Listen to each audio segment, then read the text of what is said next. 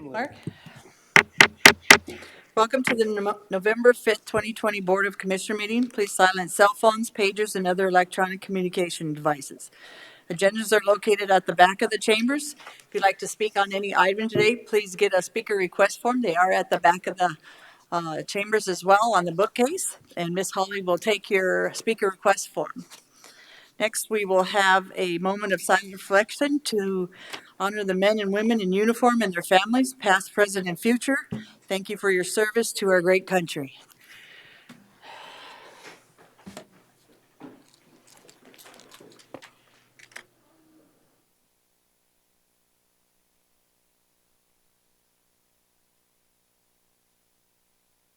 Thank you. Pledge allegiance to the flag of the United States of America and to the republic for which it stands, one nation, under God, indivisible, with liberty and justice for all.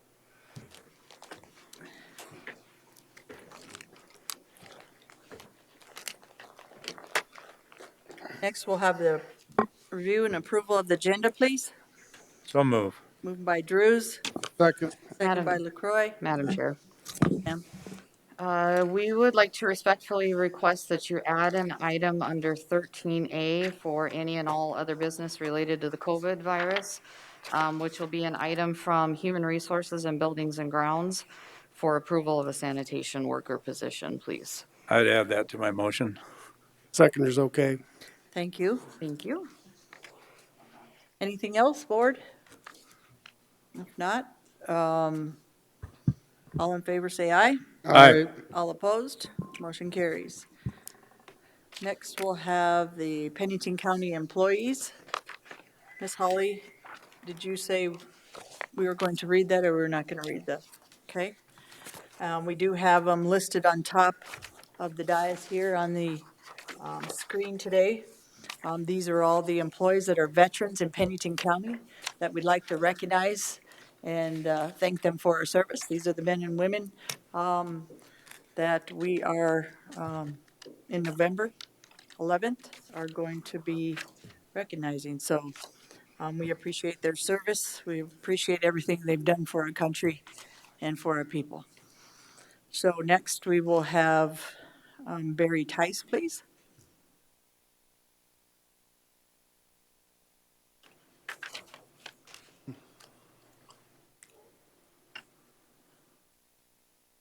Good morning, I'm Barry Tice, the Director of Pennington County Health and Human Services in the Veterans Service Office. And I wanted to thank, of course, the veterans and the men and women who have served our country. Thank the 13,000 veterans of Pennington County, as well as Alex Purcell, a veteran and the Assistant Director of Health and Human Services in the Veterans Service Office, who oversees the Veterans Service Office. And of course, I always say two of my favorite veterans is Thomas Follett and Alan Taylor, who serve the veterans of Pennington County as well. And with that, I'm going to turn it over to Alex for a few comments. Morning, Alex. Good morning. Yeah, just want to recognize Tom and Al here for the tremendous work they do. Navigating federally administered benefits through the VA is not an easy task. They do it. They make it look easy. And they generate dollars that are spent here in our community, typically just over $2 million per year. And with that, the GDX demonstrates that Pennington County is the top performing county in South Dakota regarding administering and obtaining veteran benefits. So shout out to Tom and Al for making all of that hard work happen. So Alex, are all three of you veterans? Yes, ma'am. And what did you serve in? In the Army from 2006 to 2013. Sir? I was in the Air Force for 25 years as retired Chief Master Sergeant. Sir? I was in the Air Force for 6 years. Thank you for your service. Thank you, guys. Yeah, thank you. And what I appreciate the most is that we have veterans helping veterans. That makes a huge difference. You know what the veterans have went through.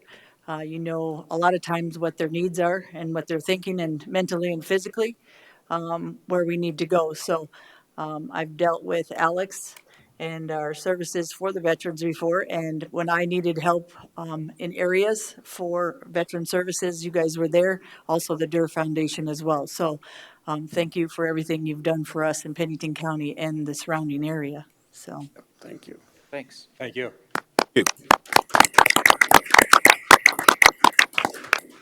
next, we'll have Miss Josie up for the Durr Foundation. Good morning, ma'am. Morning. My name is Josephine Dirksen, and I am the Vice President of the Sergeant Colt Levi Durr Foundation. My family started this organization in April of 2012 after my oldest brother committed suicide after his second tour overseas. We decided that it's a bigger problem than a lot of people realize. Veterans, sometimes they don't like to talk about their problems, a lot of them. So our goal is to reach out to these veterans and help them, provide resources for them, get them into counseling, show them that there is support out there for them. So a lot of people don't realize when they come home, the battle is not over. We are here to continue the fight for them, get them what they need. A lot of them struggle getting jobs, finding places to live, service animals, anything that they might need assistance with. And I'd like to read a little clip here for you. It's called It's Everybody's Son. He's America's son, he bleeds red, white, and blue. A brother and a friend, to thine own self be true. He was born to lead and serve, and lived to roam and ride.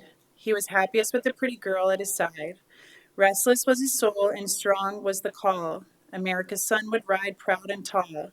His face to the sun, and old glory unfurled, he strapped a gun to his back and went off to save the world. With blood, sweat, and tears, he fought the battle well. Then demons stole his dreams, and the warrior fell. The way to save himself was not to be found. A life he never know lay shattered on the ground. He's an American son. He bleeds red, white, and blue. A brother and a friend, to thine own self be true. When you sit around a fire, laugh and raise a beer, think kindly of him, then and know he will be near. He's a whisper in your soul, a feather in the wind. America's son has come home again. So thank you Nice. very much. Miss Josie, how many people serve in your family or have served in the military? My father was not in the military, but he served overseas for about 3.5 years on a private contract. He was actually overseas the same time Colton was. Colton was the oldest of us 5 children. He was in the Army. I have another older brother, Haley Durr, who is actually the president of our foundation.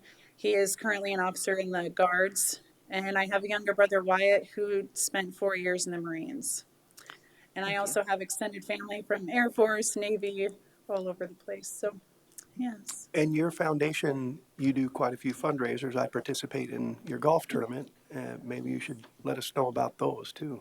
Yes, we actually just had our biggest one, and we were actually a little bit on the fence this year if we were going to do it with COVID. But we had our gala just in October, the third weekend in October, we had our gala at the Civic Center, and numbers were a little bit down from previous years, but I honestly think it was one of our best events that we've had. I mean, everyone just rallied together, and some of our donations were the best that we've ever had. The people that were there just absolutely loved it, and the support that we had from our community was outstanding. And especially the local businesses. We were actually thinking our donations were going to be down this year, but we've had a wonderful community come together, and they struggled through this COVID. We struggled, and they just said, we love what you do, and we will do whatever we can to support you. And so, yes, we have our gala, and that went wonderful. It was, like I said, one of our best ones yet. You mentioned the golf tournament. We have that every summer. We also do a 5K walk and a 10K run in the summertime. Yeah, we do the stock show booth will be our next one coming up. We'll have a stud on Stallion Row this year. So yeah, everything is posted on our website, but yeah, we really appreciate what our community does for us, because without our community, we would have a hard time doing what we do. So we appreciate that. Well, we want to thank you and your siblings and your parents for initiating this foundation. A lot of times that doesn't happen in these type of situations. You could have gone about your lives. But we really appreciate, we know the amount of work that you put into all of this all the time. It's not it's a 24-hour-a-day type thing. So we appreciate that. You've done a lot of good work for a lot of veterans during this period of time. Appreciate it. Well, thank you very much. Thank you. Thank you, Ms. Thank you Josephine, very and much. Thank you. your mother's here today. Yes, and the young ones. And what's your mother's name? Teresa Durr. So thank you for your service. Yes, already actually know. a big thank you to her. She Yes. does a lot of our events. She's kind of behind the scenes on everything, so she doesn't always get recognized. So we definitely appreciate what she does. Well, I didn't know if Jerry actually had a wife because I said that the last gal. I was like, "Do you really have a wife?" And he go, "I thought that was your sister." I thought, ma'am, that you were her sister this whole time. So I thought that was pretty cool, and thank you for all you do, ma'am, because you have family that served in the military, and that's not easy as well. So it takes a team in that family, and you definitely have that team, and it's you bring that team together, ma'am. So we appreciate you as well. Thank you. You have a good day. You too. Thank you. Next, we'll have the consent agenda. Ms. Holly? Will you? For a second. All right, the Board of Commissioners uses a consent agenda to act on non-controversial and routine items. The consent agenda is acted upon by one motion and vote of the board. Items may be removed from the consent agenda and placed on the regular agenda at the request of a board member or citizen. Today's consent agenda contains the following items. Approval of the minutes from the regular meeting of October 20th, 2020. Number 7 is to acknowledge the notice of intent to conduct a raffle by the Rockerville Volunteer Fire Department. Number 8 is to authorize the chair's signature on the state and local agreement personnel action forms submitted by Emergency Management. And number 9 is to declare asset number 5390, which is a Motorola Spectra radio consulate, as surplus for the purpose of disposal as submitted by Emergency Services. Thank you. Is there anybody from the public who'd like to speak 6 through 9 on our consent agenda? Any commissioners who'd like to pull any items 6 through 9 on the consent agenda today? If not, do we have a motion, please? Move moved. to approve. Moved by DeSanto, second by Drews. All in favor, say aye. Aye. All opposed, motion carries. Next, we'll have executive session on contractual pending litigation, and that's SDCL 1-25-2-3. Move to go into executive session. Second. Moved by DeSanto. DeSanto, second by Ross Connect. All in favor, say aye. Aye. Aye. All opposed, motion carries. You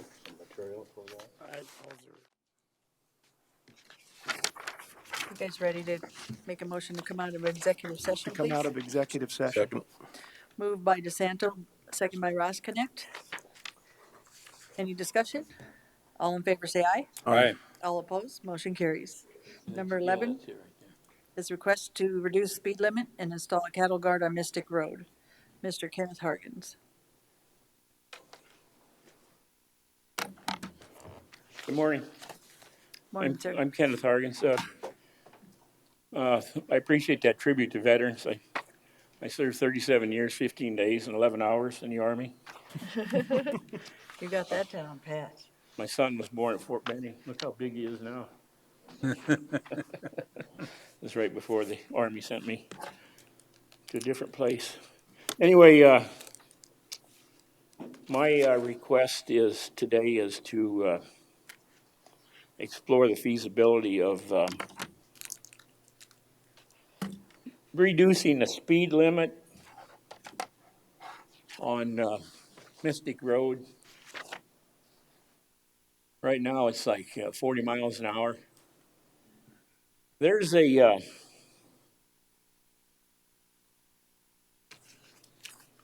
that section there marked 33 down towards the bottom where it's triangular.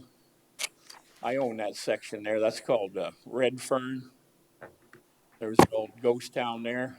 It was called Happy Camp back in 1876.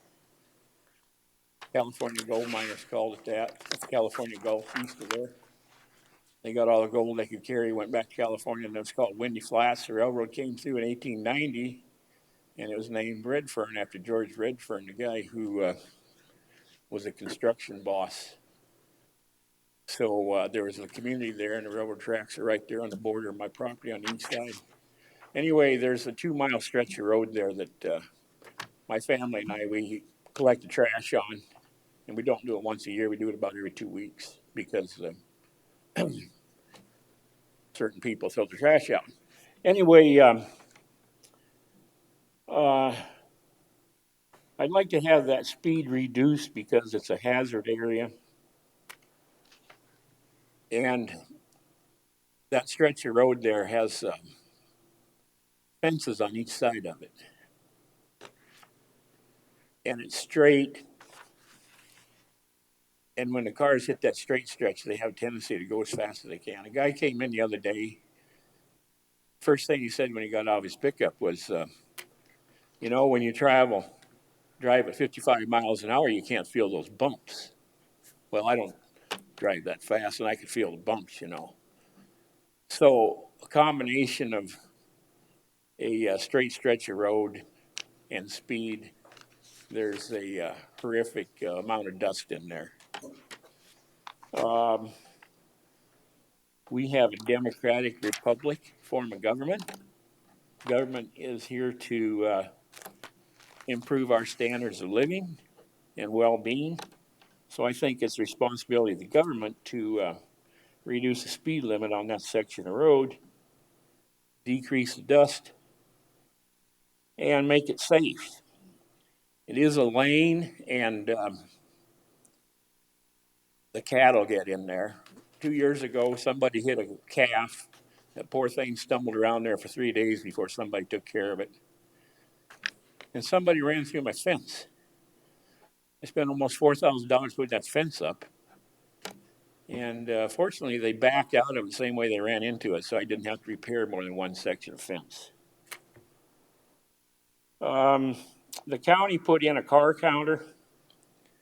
The car counter was clear down towards Deerfield Road, and it was right before you get to a curve where the sign says pavement ends, and it was put up in September.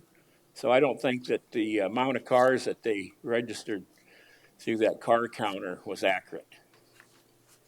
Also, east of my property, there's a Forest Service road comes out, and a whole parade of hooligans with Trump signs came out there the other day, 30 of them, playing loud music, throwing their beer cans out, and they went the other way. So they would not have gone over a car counter. But a lot of traffic comes out of that Forest Service road that's not counted by a car counter because they don't go towards Hill City, they go towards Rochford. Okay, what else do we have here? Oh, yeah. There's like 5 approaches in a quarter mile there of different properties. There's not very much private property in that area. It's all mineral survey, mining claims. Anyway, there's 5 approaches there, so there's quite a bit of traffic on there. There's young people, old people. Anyway, where my approach hits Mystic Road, there's a dip in the road south of me, and if a car is coming up that road exceeding the speed limit, I cannot see that car. On more than one occasion, I pulled out on the road, and a car has nearly collided with me. I've got some figures here. At 40 miles per hour, you're traveling 58.6 feet per second. 45 miles an hour, 66 feet per second. 50 miles an hour, 73 feet per second. 55, which is what this guy says, claims he can't feel the bumps, you're traveling at 80 feet per second. That's quite a bit. Now, I know for a fact, being involved in racing and things like that, I'm a pretty good judge of time and distance. 60 miles an hour, you cover 88 feet per second. Now, I know that people travel faster than 60 miles an hour on that road. It was also said that the sheriff was out there and he recorded slow speeds. Well, of course, when somebody sees a sheriff on the road, you're going to slow down, So that's not accurate. So anyway, there's a dip in the road. There's a dust problem. cows are injured, people go through my fence. So I think that in view of the fact that government is here to serve the people and increase our standards of living, I think that speed limit should be reduced to 25 mile an hour. I did some research. You can buy a sign for $44.85. If the county doesn't have the money, I'll share the cost of that sign. Okay. And if okay, that's enough there for the dust problem. Can we now address the fact that the cattle guard problem? I think that's the second item on that list there. Yes, sir. Okay, on the south side of the property there, the road narrows, or the fences narrow down. Now, there's timber grazing in there, timber grazing allotments, it's called. Where ranchers pay a fee to have their cows eat the grass. Now, I don't know whether it's just a mandate or it's a law, but property owners have to put up a fence to keep those cattle out of their property, which I have done. It's a struggle. Even though I put up a 4-strand fence with stiffeners, a calf gets in there, and when they leave, they tear the fence down. Okay, now, that right of way, I feel, is the property of the county, since they maintain it. They come and cut the grass, you know. So I think that the county is responsible for keeping those cows out of that lane there. And that's why I think if a cattle guard should be put up at the lower end of that property. It narrows down, you know. Here a couple of years ago, I was shopping around for a cattle guard, and Steve Cobbage, who lives north of me, has that big ranch north of me. He says that it's not my responsibility to put in a cattle guard. He said the responsibility falls with the Forest Service and the county. Okay, now I can foresee a time in our future in this lawsuit happy culture we have where somebody is going to get sued for an injury due to a cow being in there. Okay, I approached the Forest Service about this. I sent a letter to the Mystic District Ranger, Goebbels, sent one to the forest supervisor down in Custer, who's been replaced, and of course I got negative response out of them. A guy came out and visited with me, a Forest Service guy. It was an insult that this guy came out to visit. He was a new hire. He wasn't even from the Black Hills, wasn't from South Dakota. He made several trips to his pickup to get information, which was annoying to me because he left the pickup idling because the air conditioner was on. So we talked for 45 minutes, that pickup idling. But anyway, he said that the county didn't have funds to put a cattle guard in. The Forest Service didn't have funds to put a cattle guard in. And then he went on to say that the county didn't want to put a cattle guard in because the road grader operator had to lift his blade when they came to the cattle guard. I think that is a pathetic excuse for not having a cattle guard in there to avoid damage to property, to avoid a possible lawsuit, to avoid damage to the cows, and to people pulling out on that road there. So anyway, these are all reasons that I think that a cattle guard should be put in there. Thank you, sir. Does anybody have any questions for Mr. Hargens? Madam on the Chair. commission? Is Commissioner Joel gonna- DeSanto? Mr. Hardens, how long have you lived out there? I've had that property since 1982. 1982, okay.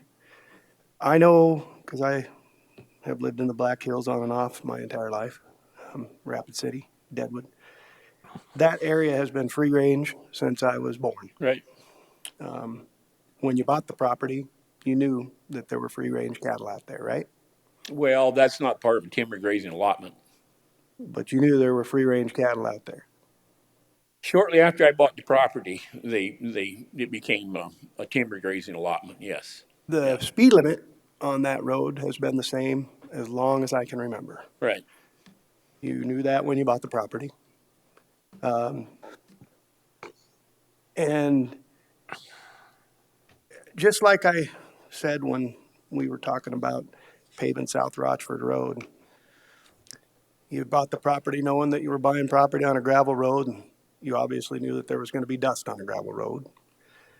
And I guess lastly, we'll probably have to agree to disagree, but it's not the government's job to improve your standard of living.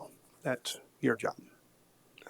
Why is the government? Why do we have a democratic republic then? We're to take care of, I'm not going to get into a debate with you on that, but we're here to serve take to care serve of the the public. properties that we Let are him speak, sir. responsible for. So anyway, Thank you, sir. I'm all about safety. These guys have heard me talk about reducing speed limits on different roads because of safety. We just did it not too long ago on another road. It wasn't a gravel road, but and I don't necessarily have an issue with reducing the speed limit out there, but not to advocate so that there's no less dust, because that dust isn't an issue. It's always been an issue, and as far as the cattle guard is concerned, Pennington County has laws and rules that say that if a property owner wants a cattle guard installed to protect his property, he pays for it. That's on the books. Right. So Thank you. Madam Chair. Commissioner Roskinek? Say, Ken, October the 28th, you sent me an email, Right. 2 pages long. How long did it take me to respond to that email? Couple days? No, within 24 hours. Okay, yeah. And since that email on October the 4th, I attended a meeting that you were at Jan and John's. And what did I say at the meeting? I said, we got a problem. Let's work it out. Right. I've got hundreds of hours of testimony, emails, Forest Service, the state, other commissioners. So when you say the county's not responsive, in your emails, you say Roskinek, Roskinek, Roskinek. My name's Ron Roskinek, Mr. Roskinek, Commissioner Roskinek. I don't appreciate Roskinek for the hours that I put into this. Tomorrow we got a meeting, 10 o'clock, and we're going to talk about this road. And I would suggest that we hold off on any decision today until we go to the meeting. I see, you tell Holly, I do not see that anything can be accomplished by meeting with Roskinek on the 6th. Why? Well, my understanding is that this meeting involves the four-wheelers going by Humphrey's place. No, there's a lot more to it than that, and I'll let Joe expand on that. I just want to let the general public know that I have worked my butt off on trying to find a There you solution have, for you. yes. Okay, so, bottom line is, we're gonna hear from Joe and the officer that was out there, on this road. And Ross Connect has been working very hard, and I've saw all the emails, Commissioner Ross Connect, sorry, sir. Right, Ron, yes. And, we do have Pennington County dust abatement policy, and we do have cattle guard, basically the Pennington County livestock guard policy. And we've used that for as long as I've been here, and I don't know how long it's been around, but we do not put cattle guards in. We had even over in Rochford, a couple people wanted them. They paid for them. Right. And Mr. DeSanto is correct. This is a free grazing area. It's been like that for a long time. Government is here to be fair to both sides of people, so we are democratic, but there's more than your side. So what we do is we're democratic to everybody, and we use our policies and procedures because of that, and we made those because of that, sir. So we are here to be fair and just to anybody that comes up. That's our bottom line here today. We are not here to do what you say because you are Mr. Hargens and you have an issue. We are here to discuss it and try to find solution with Right. these issues, sir. All right, thank you, sir. Joe, Okay, I have a couple things hold on. else. I'm gonna have Joe come up and do some fit, sir, and I'll have you come back. Thank you, sir.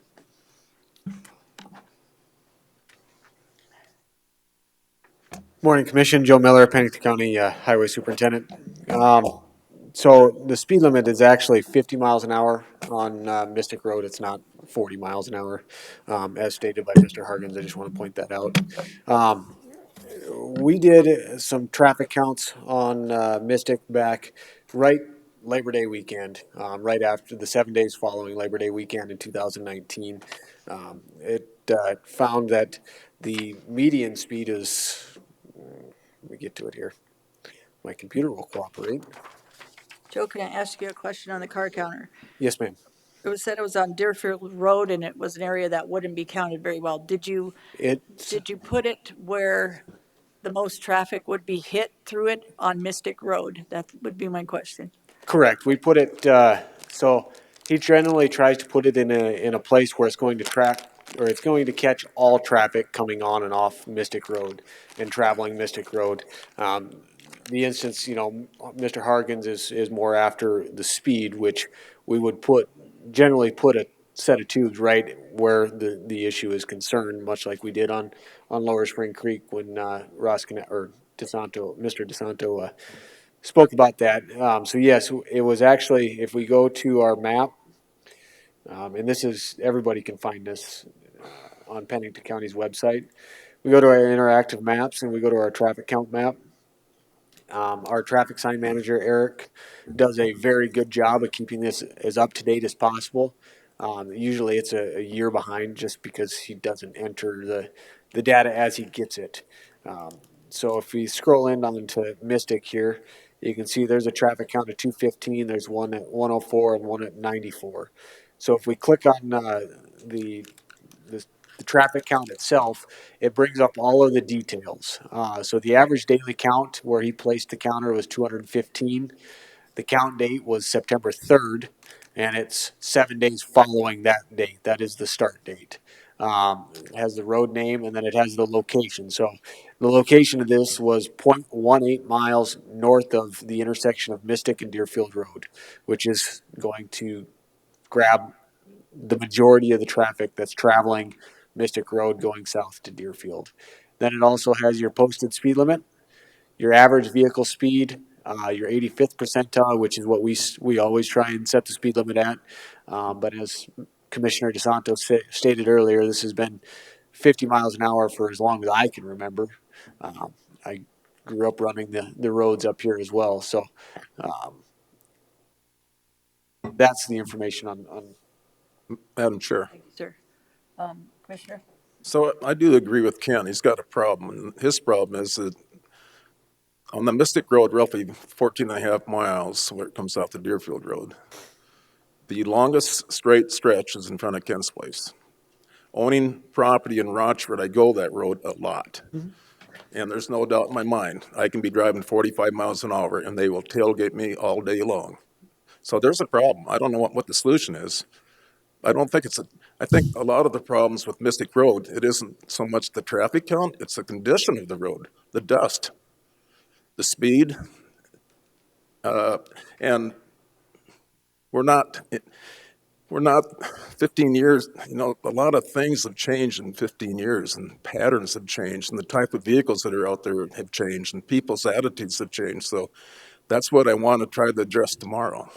But the speed, to me, you can't put a patrol car out there for one day and say, well, it's okay. There needs to be a better way to identify the speed, especially in front of Ken's place. It's not the same when you get a couple miles down, you got more corners, you got to slow down. So but I appreciate Kevin having a patrol go out there and try to help identify what the traffic pattern was. Right. I guess we'll have to agree to disagree on the issues with Mystic Road. It's a gravel road in the Black Hills. All of our roads in August, September of this year, we had very little moisture compared to the last 2 years. All of our roads were in very, very tough shape. I know Commissioner Drews took several phone calls on Elm Springs, as did Commissioner Hadcock. It's just an unfortunate thing. We're at the mercy of Mother Nature at the Highway Department. Both winter and summer, with getting roads graded. You grade them if they're dry. Yeah, you can get the washboards out of it, but you're throwing money away when you blade them when they're dry, because that binder is all the material that you paid for to get to be a good road. The northern portion of Mystic Road does need to be gravelled. It was due, I believe, last year. So that's something we're working to get worked in 21. We're currently several years behind on gravel throughout Pennington County. We have to do an average of about 63 miles each year. We have to put 2 inches on our gravel roads. each year to keep up with putting that 2 inches on each year. And that's this year. You'll remember back, we've crushed $1.5 million worth of gravel this year because we had 4 years where we didn't crush any, and we didn't have gravel anywhere in Pennington County except for one place out south of Wall. We have gravel at Copper Mountain Pit. It doesn't have a whole lot of clay in it. It barely met the specifications that we wanted, so it's not as good a gravel as we want, but it's better than what's there. Clay is a very scarce source in the Black Hills as far as when we crush gravel. The highway department is not in favor of lowering the speed limit on Mystic Road. The 85th percentile is 40 miles an hour. That's the data we have to go off of right now. We didn't put a count out due to the fact that it's snowing and the tubes are very expensive. And if our operator forgets that those are there, he destroys the tubes. So we do have another radar counter. We're hoping to maybe try and do a count in January so we can get a good feel for what the wintertime traffic versus the summertime tourist traffic. The traffic count going back, it stays roughly right around that 200 mark, dating all the way back to 2009. We counted in, let's see here. In 16, we counted July 24th. The count was 205. In 2012, the count was 195. In August 15th. So Joe, can I ask, how many accidents been on that road? So we had sheriff run a report, and I can let him speak to that. But we found no accidents on Mystic throughout no reported accidents. I'll phrase that that way. Sheriff, did you want to give that report, or did you want your officer, your deputy? Good morning, Kevin Tone, Pennington County Sheriff, and also with me, Captain Hughes, oversees our patrol division. Just a little bit of background too. When this complaint originally came in, Captain Hughes reached out and left messages and emails, but got no response from Mr. Hargens. But we did go send a deputy up there in early October. And again, Commissioner Rosknecht is correct. It's a snapshot in time. Up there for a couple hours on a Saturday morning. And frankly, it's consistent with what Joe is talking about. It is a 50-mile-an-hour speed limit. There was a group of ATVs, UTVs that came by, about 9 or 10 in a group. They were traveling around 20 miles an hour, but even at that speed, they were kicking up a large amount of dust. I do think this year we were just so dry. We have a gravel road going back to our house in the Black Hills where I live. I fight that every day in the fall too. Your cars get dusty, and it's just, I guess, the price you pay for where we live. The average speed in the area was 30 miles an hour. The fastest vehicle he clocked on radar was 45 miles an hour that day. Moved to a different location on the stretch of road. Again, no one going faster than 45. While out there, he did have somebody come up to him and make a complaint about somebody placing sharp objects in the road. They were taking rocks that were sharp and putting dirt around them, standing them up in the middle of the road, apparently in an attempt to puncture tires or slow people down. So we'll continue to investigate that. Over the last 2 years, we have not had any citations or warnings on Mystic Road. And granted, it's a rural part of the county. We're not up there a lot. It's sporadic when we get through there. I did not run number of accidents. Anecdotally, I can tell you we don't have a lot that are reported, but I can get that number and follow up with you. So thank you. Sir. Joseph, would you like to finish? I'll speak to the dust, which is, I think, it sounds like a larger concern. Pennington County has a dust suppressant policy in place, and it's been in place since, I believe, 2002. It's at the cost of the residents. Each year, I've got a list going back to 2001 of how many people reported or requested mag water. They pay for it at their cost, $1.50 a foot, which is actually pretty good. There's a lot of prep work that goes into getting mag water. or a road ready for mag water, because you don't want to just spray it on washboards, because then you're stuck with those washboards. So there's a lot of prep work that goes into it. We ask that they pay for the material, and we do the labor and all that stuff. $1.50 a foot. I didn't have a whole lot of time to dig into this, but from first glance, Pennington County definitely doesn't come out on the good end of this. The landowner does. So that policy is in place for the dust.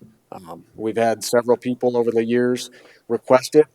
And as I said, 2018 and 19 were very wet years. So this report kind of reflects that. In 2018, we had one person. 2019, the wettest year on record, we had 0 requests for mag water, just because it rained every other day. In 2020, so far, we've got 1, 2, 3, 4, 5, 6, 7. We've had 8 individuals request for and pay for mag water. You had 8 of them that paid for it? What's that? They requested and paid for it? Yes. Thank you. Yep. And if I don't know if you want to speak, I can speak to the livestock garden if on a separate. Hold on just a second. Any questions on the speed limit or the road at this time, commissioners? Okay, cattle guard. Okay, the cattle guard. Pennington County has a livestock guard in place. We do a lot of work with the Forest Service and working with them to remove and do work on their cattle guards. It's got to be in an agreement with the Forest Service. So if the Forest Service agrees that they want that cattle guard moved to the location that Mr. Hargens wants it, the Forest Service is kind of the one that would pay for something like that, or could pay for something like that. With moving that cattle guard, you're going to have to probably, to keep the cattle out of that corridor completely, you're going to have to install another cattle guard on the northern end of that property where the grazing starts. Because right now that cattle guard is right in the center. So it splits the 2 grazing allotments. So Pennington County is in favor, I guess, of moving it if the Forest Service is as well. Normally throughout the rest of the county, without the Forest Service, say you're out in Mark DeSanto's district, out in Wall, it's all of the cost goes to the landowner who's requesting that cattle guard. They are a liability to the county, especially in the Black Hills. They can become icy, if they're installed on curves and this, that, and the other. They can become they are a liability for Pennington County. So, Thank you. Any questions on the cattle guard for Joe? Or No. Superintendent? Okay. Sir, if you'd state your name, sir. My name is Chris. I'm here to support my dad. He's owned it since 1983. I grew up in the hills also, enjoying it like multiple people, riding dirt bikes and such. I think the difference in hills traffic relative to when he bought it to now is irrelevant.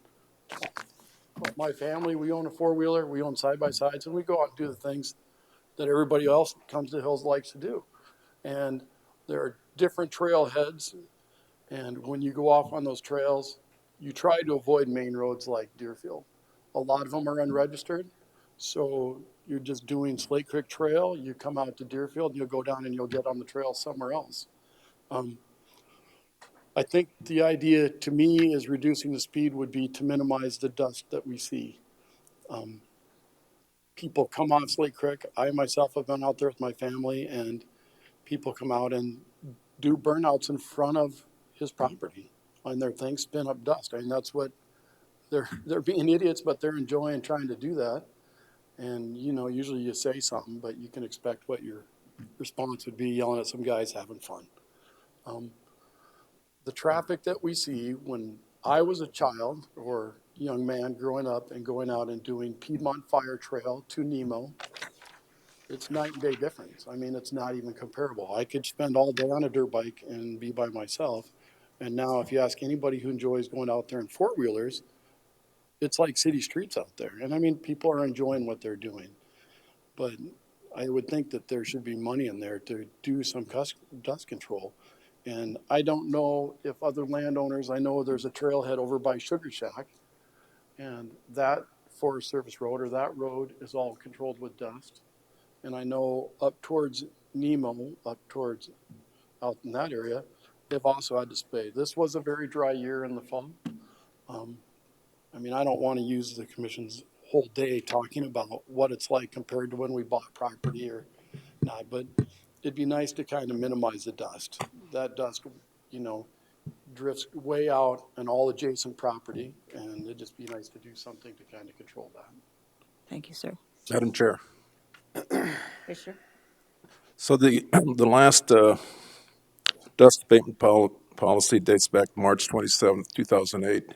2008, ask yourselves, how many side-by-sides and four-wheelers did we have to worry about in 2008? 2019, the Forest Service reported 30,000 passes were sold at $25 each. 30,000. It's not 19, or it's not 2008. I do agree that that dust policy is 2008. It was changed from 2001, and it can be changed again. We just have to sit there and recognize the problem and vote on it. If I had my way, we would meg water all of Mystic Road to the Rochford Road. It's not a matter of inconvenience. The testimony and the signatures that I have in this, it's a matter of safety. Dust, speed, just plain safety. We can't ignore it forever. Joe? You brought up the road right by Sugar Shack, which is a Lawrence County road. I believe it's Merritt Estes there. I did reach out to Alan Bonema a couple, 2, 3, 4 weeks ago. They megwater approximately 122 miles in Lawrence County. They have roughly 200 miles of gravel, about 220 is what he's told me. So they megwater roughly half of them. In 2020, they spent $812,000 on megwater. In 2019, they spent $683,000. That's money that can go towards bridges, other things in the county. Pennington County's got 500 miles of gravel. I realize Mystic Road is right at our forefront right now. Heine had the foresight back in 2001 to put this policy in place because it was going to cost Pennington County a lot of cash that could go to other things.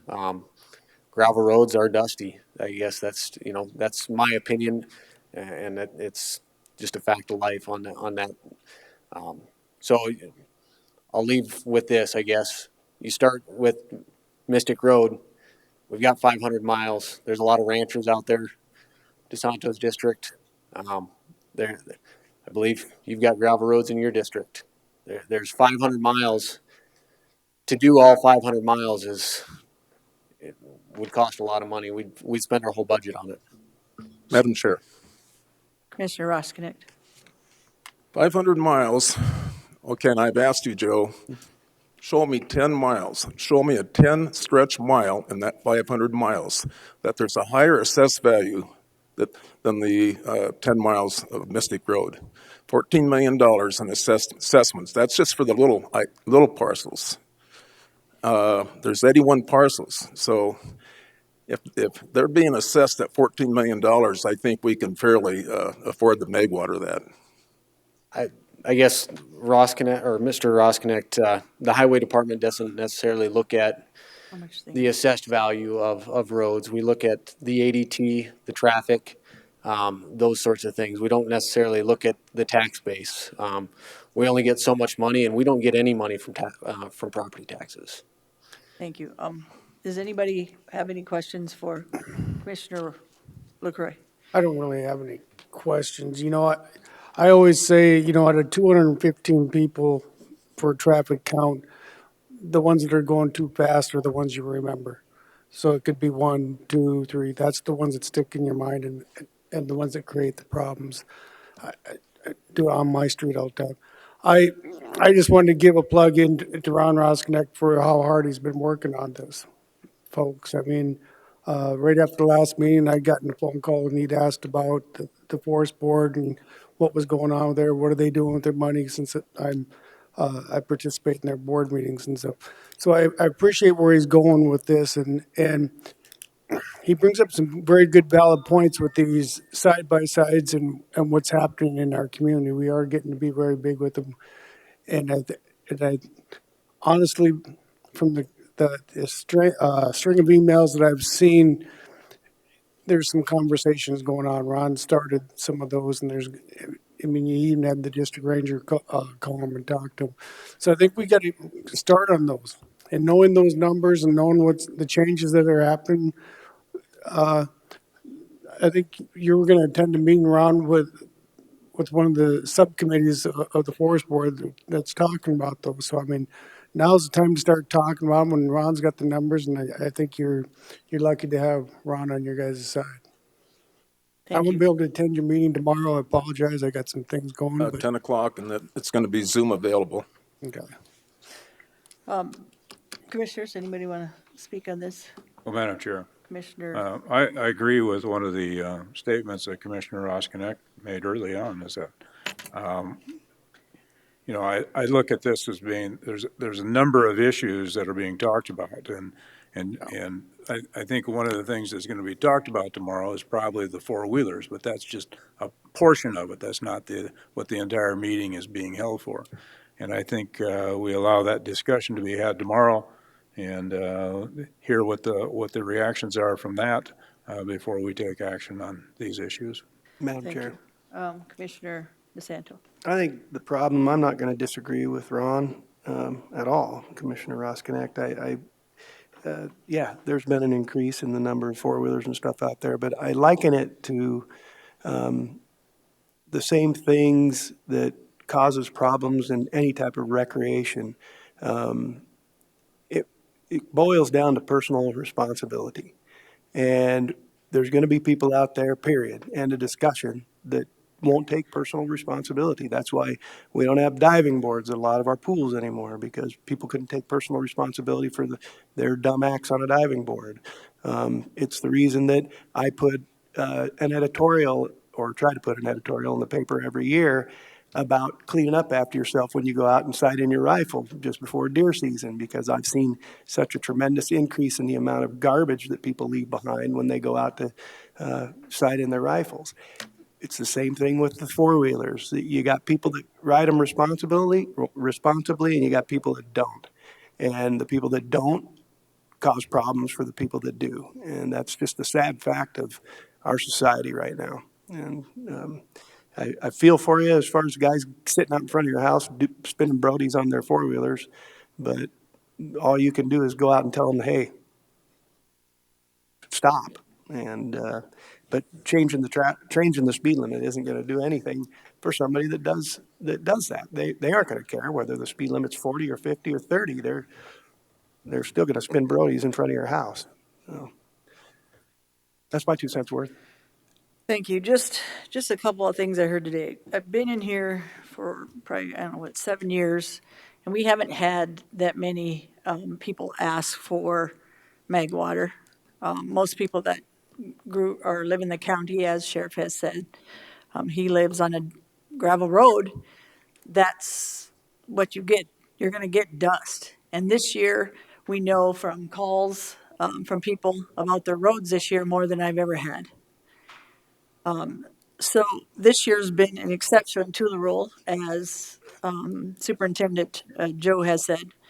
We do have policies in place because the volume is not that high on using mag water. And the cost to the people that feel that on a dust road that they need extra exception or less dust, that's a price you pay if you want less dust. In this case, again, there is a road that needs to be redone and have more gravel and a few things on it as well to make it better, plus the moisture. So there was a policy in place and hasn't been changed, and it can be changed, but that would cost us, and I asked, $2 million to do mag water on our roads and $2 million in labor. So about $4 million on 500 miles of road. And maybe I'm wrong. I'm not talking Okay. about 500 miles. I'm talking about Mystic Road. Okay. I'm talking about Mystic Road and Mystic Road only. That's 100,000, Okay. 110,000 for that. So on 500 miles of road, Commissioner Roskinek, how many people are going to come in and set that precedent after you're done because you say Mystic Road has a bigger assessment. It has more people complaining than most people you've heard. So you're going to change a policy and you're going to do this for these people, then we should go back and everybody that is on a dusty road in Pennington County that feels like there's more dust than there should be, they should have theirs done. We're talking two things here, Commissioner Hadcock. We're talking ag properties out by, when we go east. When you get into the Black Hills, you're talking recreation. Two totally different animals. Okay, I'm talking precedent on either sense, Commissioner Roskinet. I'll finish and then I'll let you speak. I believe our policy works. I think our policy is right. That's my personal opinion.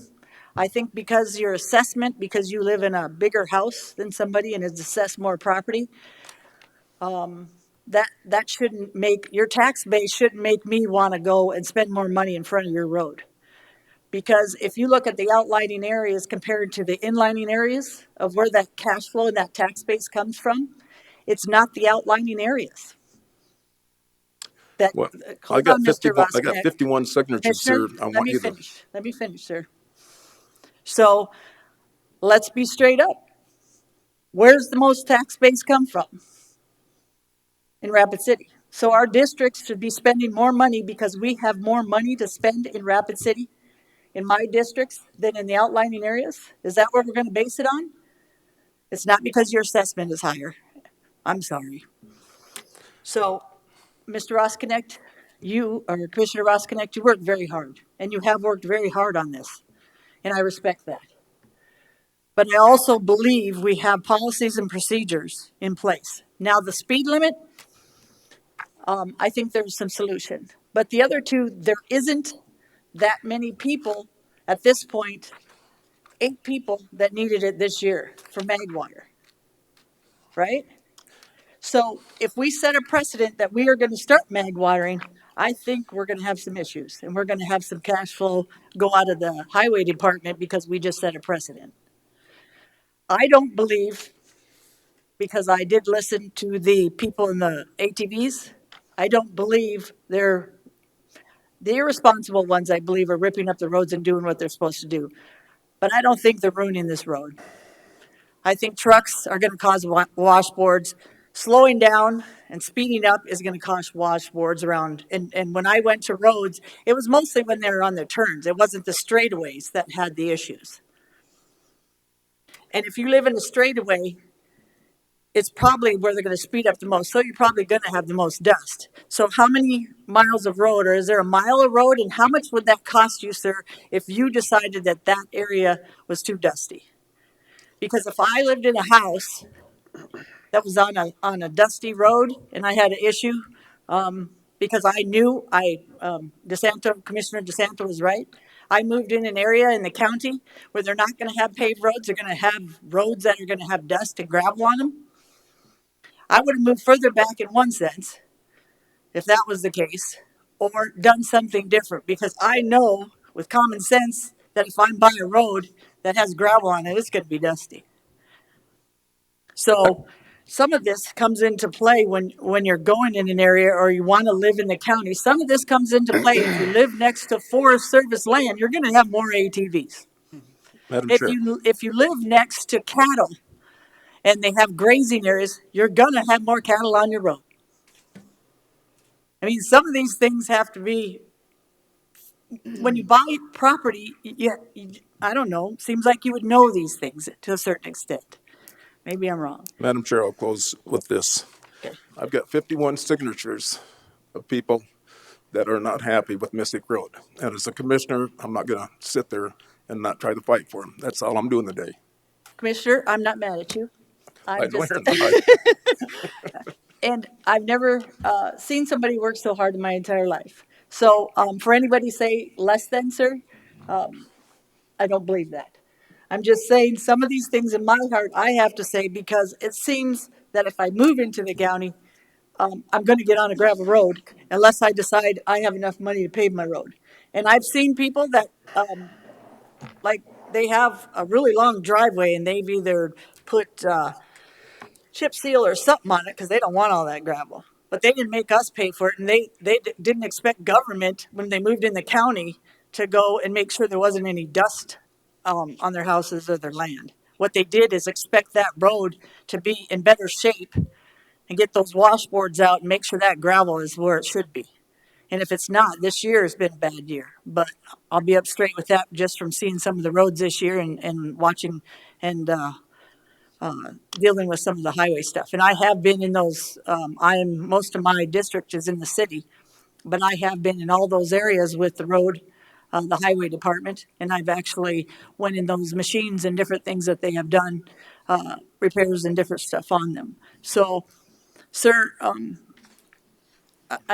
hopefully I'm not sounding disrespectful, but the bottom line is, we're doing our best, so we're serving all the people and not just a certain small group of people. And if we paid for some of the things that you're talking about, it sets a precedent that I believe, I don't know, that this highway department can afford. We just did a wheel tax for a reason, because we can't do all our bridges. We can't do those bridges and those roads are my priority in my case. That's just one commissioner, because that's a safety issue. So if the dust is a safety issue, then there needs to be paid for in your area by Madam Monday. Chair. Thank you.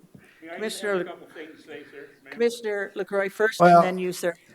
Probably because I was going to call the question. So if he wants to speak, he'd probably better. Okay. Sir, if you'd like to speak. Okay, there's a couple of things that should be clarified here. In regards to Mr. DeSanto's earlier statements, when I bought that property, there wasn't any traffic on the road. The traffic is accumulated in the last 3 years, okay? There was no timber grazing either. And so those two things were not there when I bought the property. Now, I'm willing to put up with these cattle if the county is, but what I'd like to say is that the upper end of that property does have a cattle guard across it. And that's part of the reason, because cows, who are inherently not very bright, have a tendency to go north, and they accumulate in that lane right at that cattle guard, or else they accumulate in the shade of that big pine tree right next to the road, which is on my side of the property.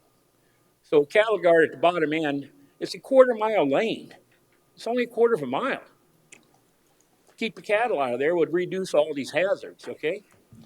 And as far as this dust suppressant, that's not why I'm here. I'm just here to see or to request the speed limit be lowered to decrease the dust. I don't want dust suppressant on the road, and I sure as heck don't want it paved. All that does is encourage more people to come out there. So all I'm asking is that the dust be reduced, and then the feasibility of that cattle guard to reduce some legal responsibility for somebody, okay? Thank you, And there is a cattle guard on the north side of the property, and it's only, as Commissioner Ron Ross Connect is aware, there is only a quarter of a mile of road in this straight stretch. And, you know, if the county, heaven forbid, wants to put dust suppressant on, that'd be okay with me. Thank you. That's all I have to say. Madam Chair. Oh, and then also, I'd like some kind of assessment of where my $3,000 in taxes goes every year. I don't think it costs that much to plow the snow off of there. But anyway, thank you. Thank you.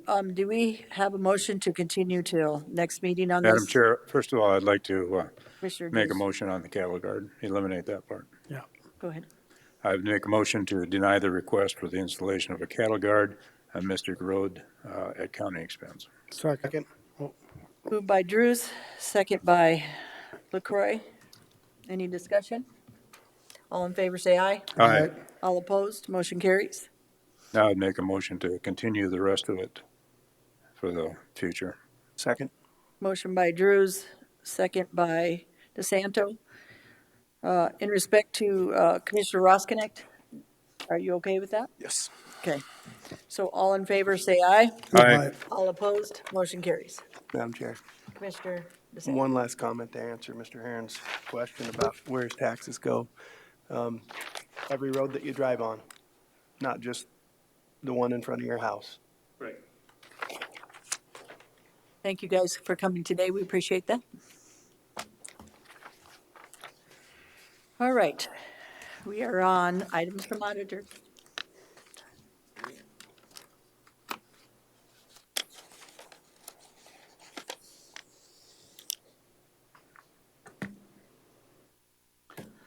You worked your butt off this year, sister. Are You you and your fully group. rested? I am not fully rested. It takes a little longer every time we have an election for me to get completely rested up again. That was a big election. Holy cow. It was a rather busy day. So Thank you. yes, we are asking for your approval of the official canvas of the general election. And I do have that if you guys want a copy of that. We You have do. total numbers?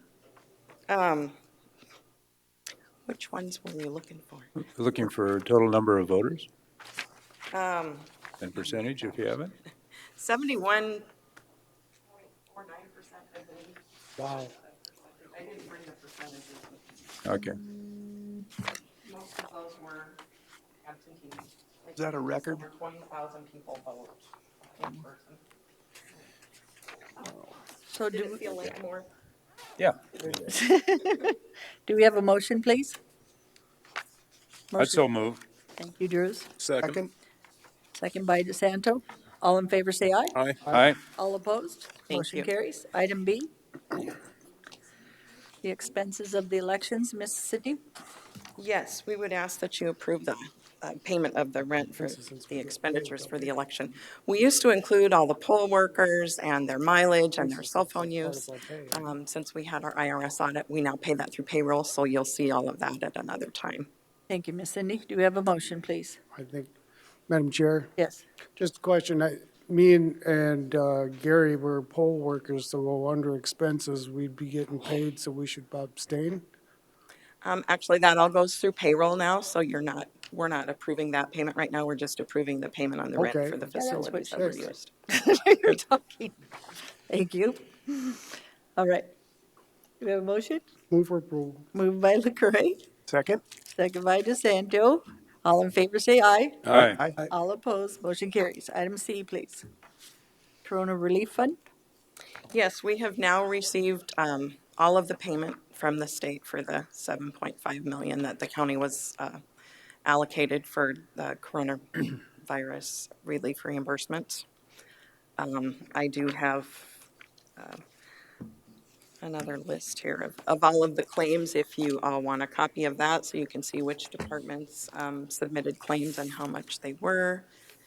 I didn't know exactly what you were anticipating today, but we do have, like I said, we've received all of the payments now.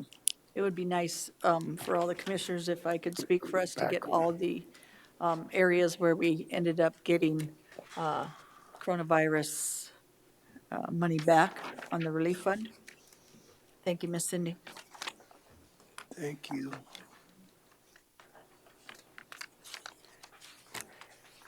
We also like to thank all the poll workers, the auditor's office, the sheriff's office upstairs for helping us with some of the lines and some of the things during these elections.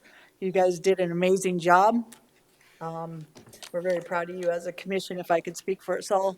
That was a lot of work, and it was huge this year because of this election, and it took a lot, Cindy, with your organization and your knowledge and your people that work in the auditor's office. We couldn't have done it without you, so amazing job. My staff handled it very well. Did you give them lots of treats? I need to bring more. I don't think I can make up for all the work that they've done the last 6 weeks. Yes, ma'am. Any other? I'll just give it, Madam Chair, I'll just give a little bit of report from a poll worker at Bethel. This is the second time. This way I don't have to do it at the end. This seems more appropriate. I tell you what, we were busy. I mean, we had one little part about 11:30, but a line out the door at the very beginning, and it stayed steady all night long. And so I was really surprised. I was tired when I got home. I'll tell you what. From 6 in the morning to 8 at night, it was a long day. And Gary, how many times have you been a poll worker? Just twice. And what was your experience? The experience was very positive. Yeah. It's busy though. I mean, it's a lot of work. It's a lot of work just getting set up and ready for it. But so I appreciate all the poll workers that were involved in this. So for our information, since I've never been one and probably a lot of people haven't, what do you actually do? I mean, does you call Cindy and say, I'd like to be a poll worker, and then No, you do Cindy what? calls you and says, She tells you? We did do a little extra recruiting Nice. in June, and they were willing to come back in November. But we have also had more people call this year and asked to be put on the list to work. And it's been fantastic that we had that list to draw from, especially, towards the end when the rise in COVID started. Then we were So what do you down do? a few, and Lori just starts calling from all of the people on the list, and they were willing to step up, and I it just was figured you great. just, for being a poll worker, you just sit there and show, I mean, what do you actually do? Let me explain a little.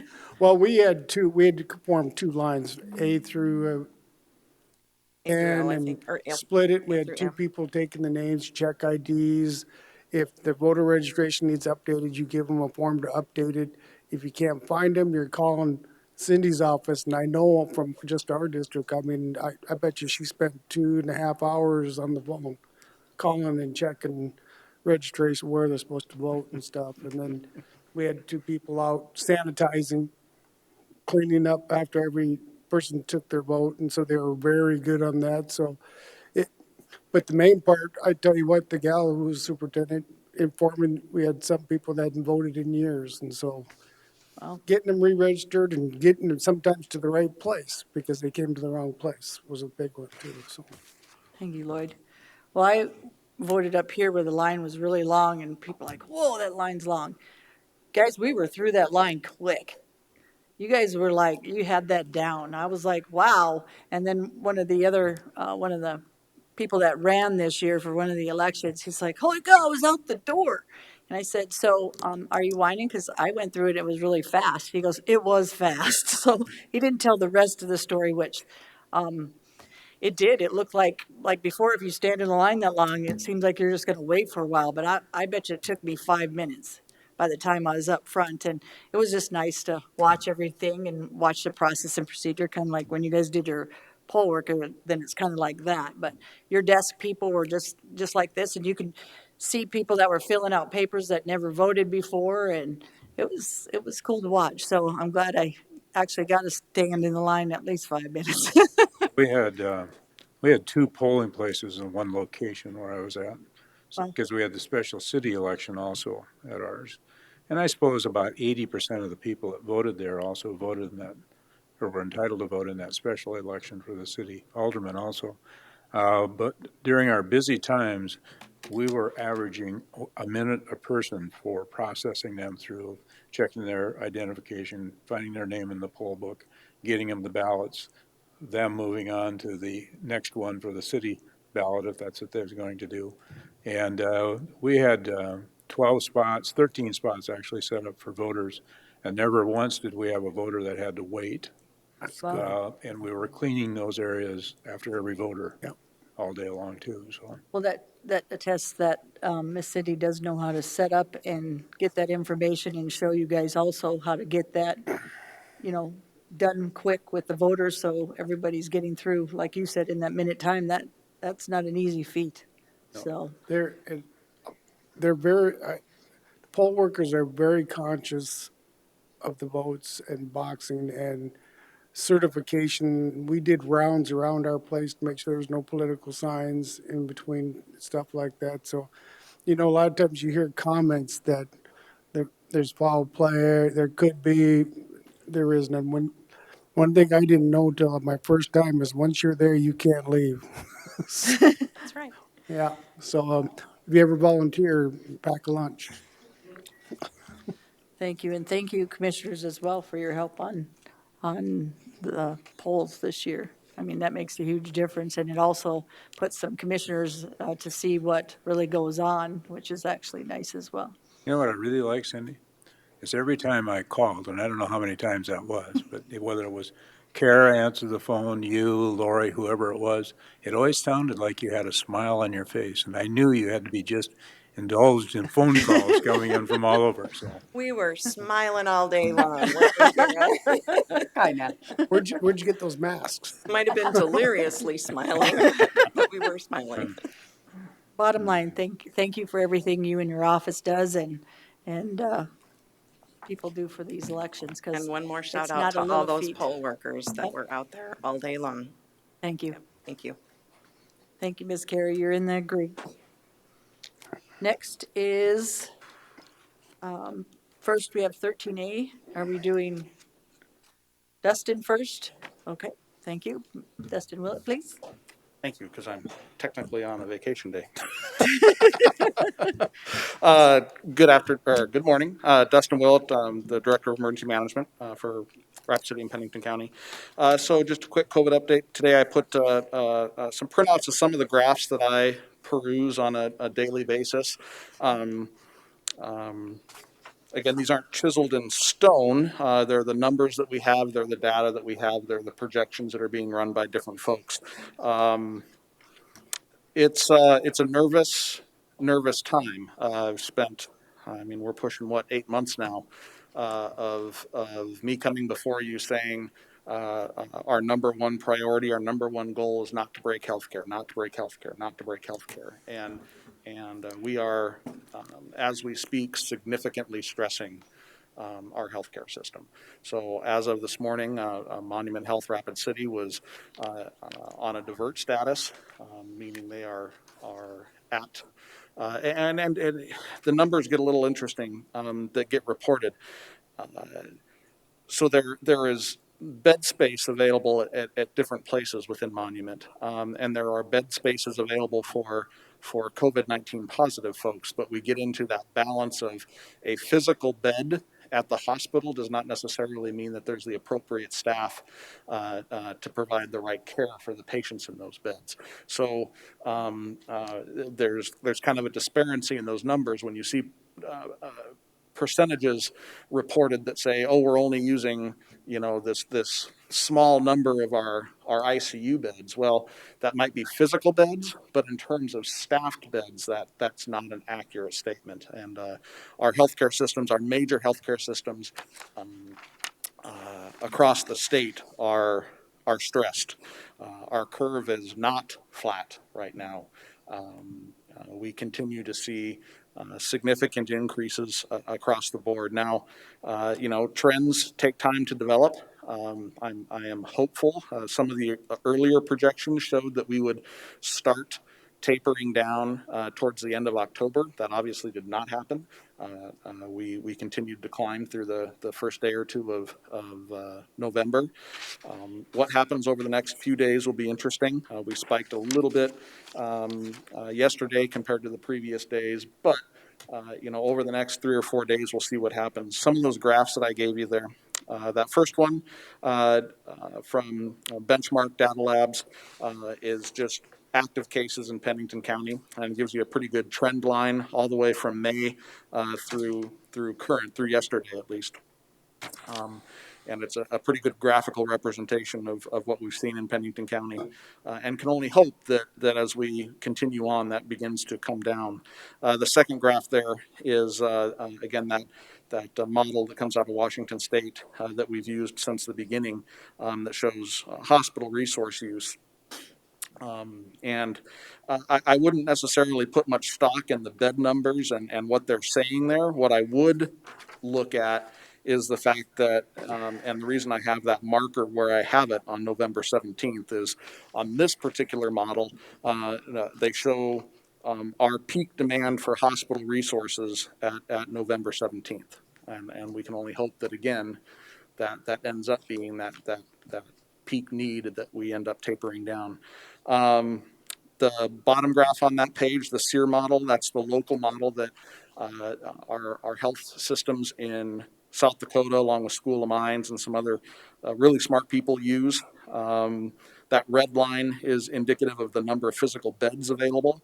The big peak line that you see there was the projection of what would have happened had we not done any preventative measures, no social distancing, no masks, no closures, no nothing. That's what was predicted to do. So that number along the bottom is what we're actually seeing. So in that regards, that curve has flattened, but we certainly can't breathe a sigh of relief, and we certainly can't pat ourselves on the back yet, because again, our healthcare system right now is stressed. Another couple of graphs. This is the ensemble that is pretty handy, because this is like 14, is that like 12, 13? Yeah, 14 different models, 14 different forecast estimates. And so they take all 14 estimates and ensemble those down and take the mean, the average of all those different models, all those 14 models. And again, the key there is we see in the beginning of November, hopefully that downward trend. So some of our forecast models are showing a downward trend coming up. We can only hope that that's accurate. Just keep in mind that our hospitalizations tend to peak after the cases peak. So the cases peak, and then, a week or two later is when our hospitals peak, and then a week or two after that is when our deaths peak. So those three, active cases, hospital use resource, and then deaths are staggered by a couple of weeks typically. And then that last page is just to show you, it's kind of interesting. It breaks it down by regions. So the Northwest, Midwest, South, and West of the United States. And, we've all had our waves and our peaks at different times. But what's telling about this particular graph, this snapshot from today, is that everybody, all 4 regions of the United States that are tracked by this method, all of them are on the uptick. So the Midwest certainly has a more dramatic looking spike than anybody else. But one of those takeaways is it's not the Midwest is not spiking in isolation. We are seeing increased cases in every region at this point. So we're not the standout as in we're increasing and nobody else is. We all are at this point. So happy to stand for any or a couple of things, I guess, really quick. There are discussions going on between multiple stakeholders in the community again about sheltering needs and hospital discharges, and those conversations continue. I would expect at some point that some information and possible requests would come before the elected bodies of Pennington County and Rapid City. We're not there yet, but those discussions certainly are happening. And then just a plea more than anything that people take this seriously. It's impacting our community significantly. It's impacting our businesses.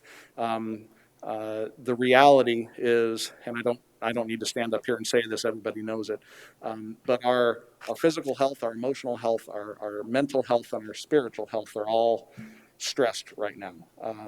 Everybody is fatigued, but just because everybody's fatigued on so many levels does not mean we can throw our hands up in despair and not do anything or not take appropriate actions. Yes, we're all tired. Yes, we're all fatigued. Yes, we would like this to be over, but it's not, and it requires our vigilance and our continued infection control practices to try to cushion our healthcare system as much as possible. So happy to stand for any questions. Madam Chair. One thing you did point out that I would like to focus on a little bit is that there's an increase in cases everywhere, and that isn't. It doesn't seem to matter what type of precautions they're taking. The increase is happening no matter what, and just my opinion, the way we're handling it, giving people the opportunity to make their own choices. I think people are making good choices.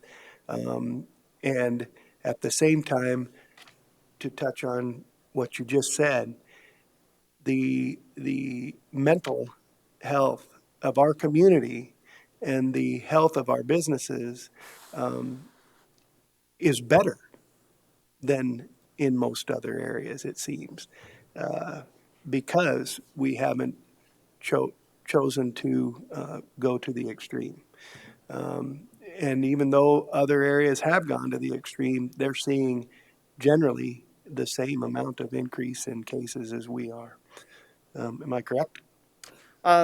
Saying same amount of increase gets a little sketchy depending on what metrics you use. Well, yeah, I suppose. Cases are increasing across the board. Right. That's a fair statement. Yeah. Thank you. Madam Chair, Commissioner Roskinek. I get the feeling that you might be suggesting that it's time that we follow Rapid City as far as the mask mandate. I feel kind of guilty not having a mask on, seeing a lot of people with masks, with the idea that I would be spreading it to you, but you're protecting me by wearing a mask. So I'm trying to figure out, is this the time that we should consider doing something similar to the Rapid City, in your opinion? Just an opinion. So opinions are opinions. They're exactly that. I would say that none of us are working with hard science, and none of us will be working with hard science anytime in the near future. So opinion, and I'm careful with this because hindsight is always 20/20. This community took some significant steps. This board and this county administration took some significant steps very early on in this. One of the issues is things were happening on the coasts, but the virus really wasn't moving through our community, and we responded significantly when the virus wasn't necessarily moving through our community.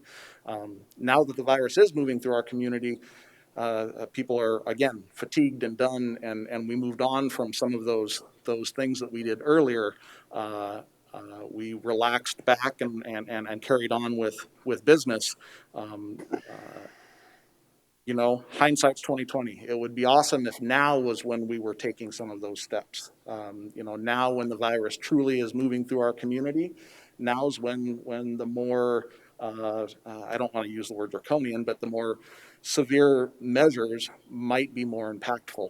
But at this point, again, people's appetite for that, politically or even socially, is not necessarily there.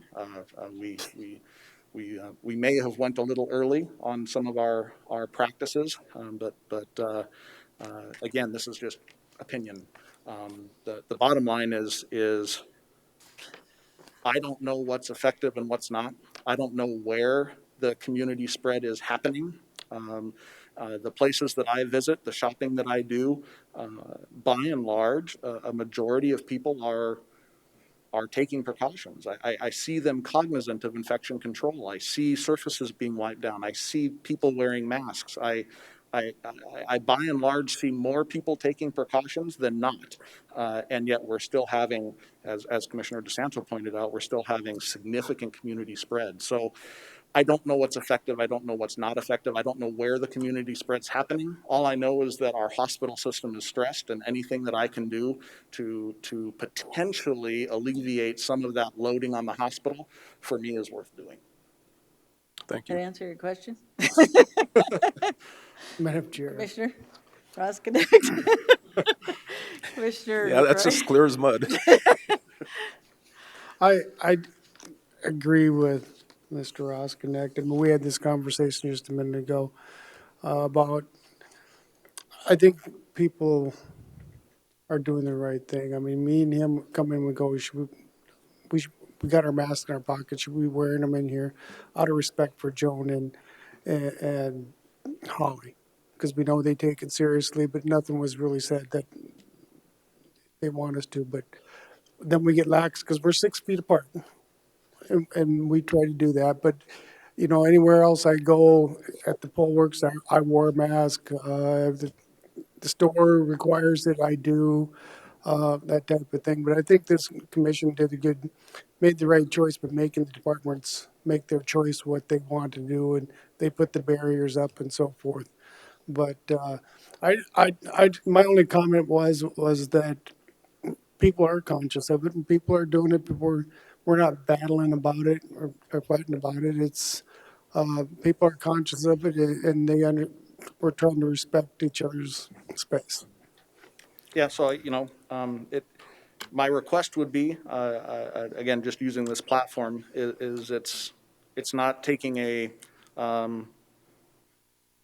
a political or an ideological stand, and it's not saying that we know the science behind this or we know the virology behind this. All it is a request to do whatever you can to help out our healthcare system. That's Madam Chair, the Commissioner. request. the other day I went to get my mail at Boyd's, and I didn't have a mask. So I went in and got my mail. On the way out, there's a gentleman that made some very, very snide remarks, and I just kind of ignored it. But there's a lot of perception out there, especially if you go to Boyd's Drugs, you wear a mask. I mean, it's just, it's strange the way people are starting to change their attitude in 1 year towards a mask. Yeah, we're all looking forward to the time where this isn't necessary, but right now we do what we can do. From what I've seen, I guess, and I talked to a lot of people in the BB shop, people are getting it. And what I keep saying, it's a virus. So man and woman, husband and wife, I should say, sleep together, and then he never gets it. Or she gets it and he never gets it. That seems more of the case than the whole family got it. So, since this has been happening, whether they're 83 to 22 years old, people having surgery in the family and then never, the family gets it and she doesn't get it. Yep. And her daughter slept in the same room with her, and the daughter got it, but she never got it. So to me, it's a virus, and to be respectful. And if people want you to wear a mask in their business, I do. But personally, I'll keep saying it's a virus. It's what viruses do. And we knew a lot of people were going to get this virus because it is a virus. I guess what really convinced me the most was the sheriff's office and you, Dustin, from dealing with these issues. And I respect the people that deal with the issues on a huge basis instead of once in a while like us. And so all that information that has come through, I respect all that and have listened to it and find that you were right. It's a virus. So the main thing I tell people is be respectful. If someone wants you to wear a mask, wear a mask. If they, don't have it in their business, I don't go sit up there and go into people's faces like, not that I did before, but you know what I'm saying? Yep. So Yep. that's the bottom line, is respect for anybody that has issues with wearing a mask or need to wear the mask or want you to wear a mask. Be respectful.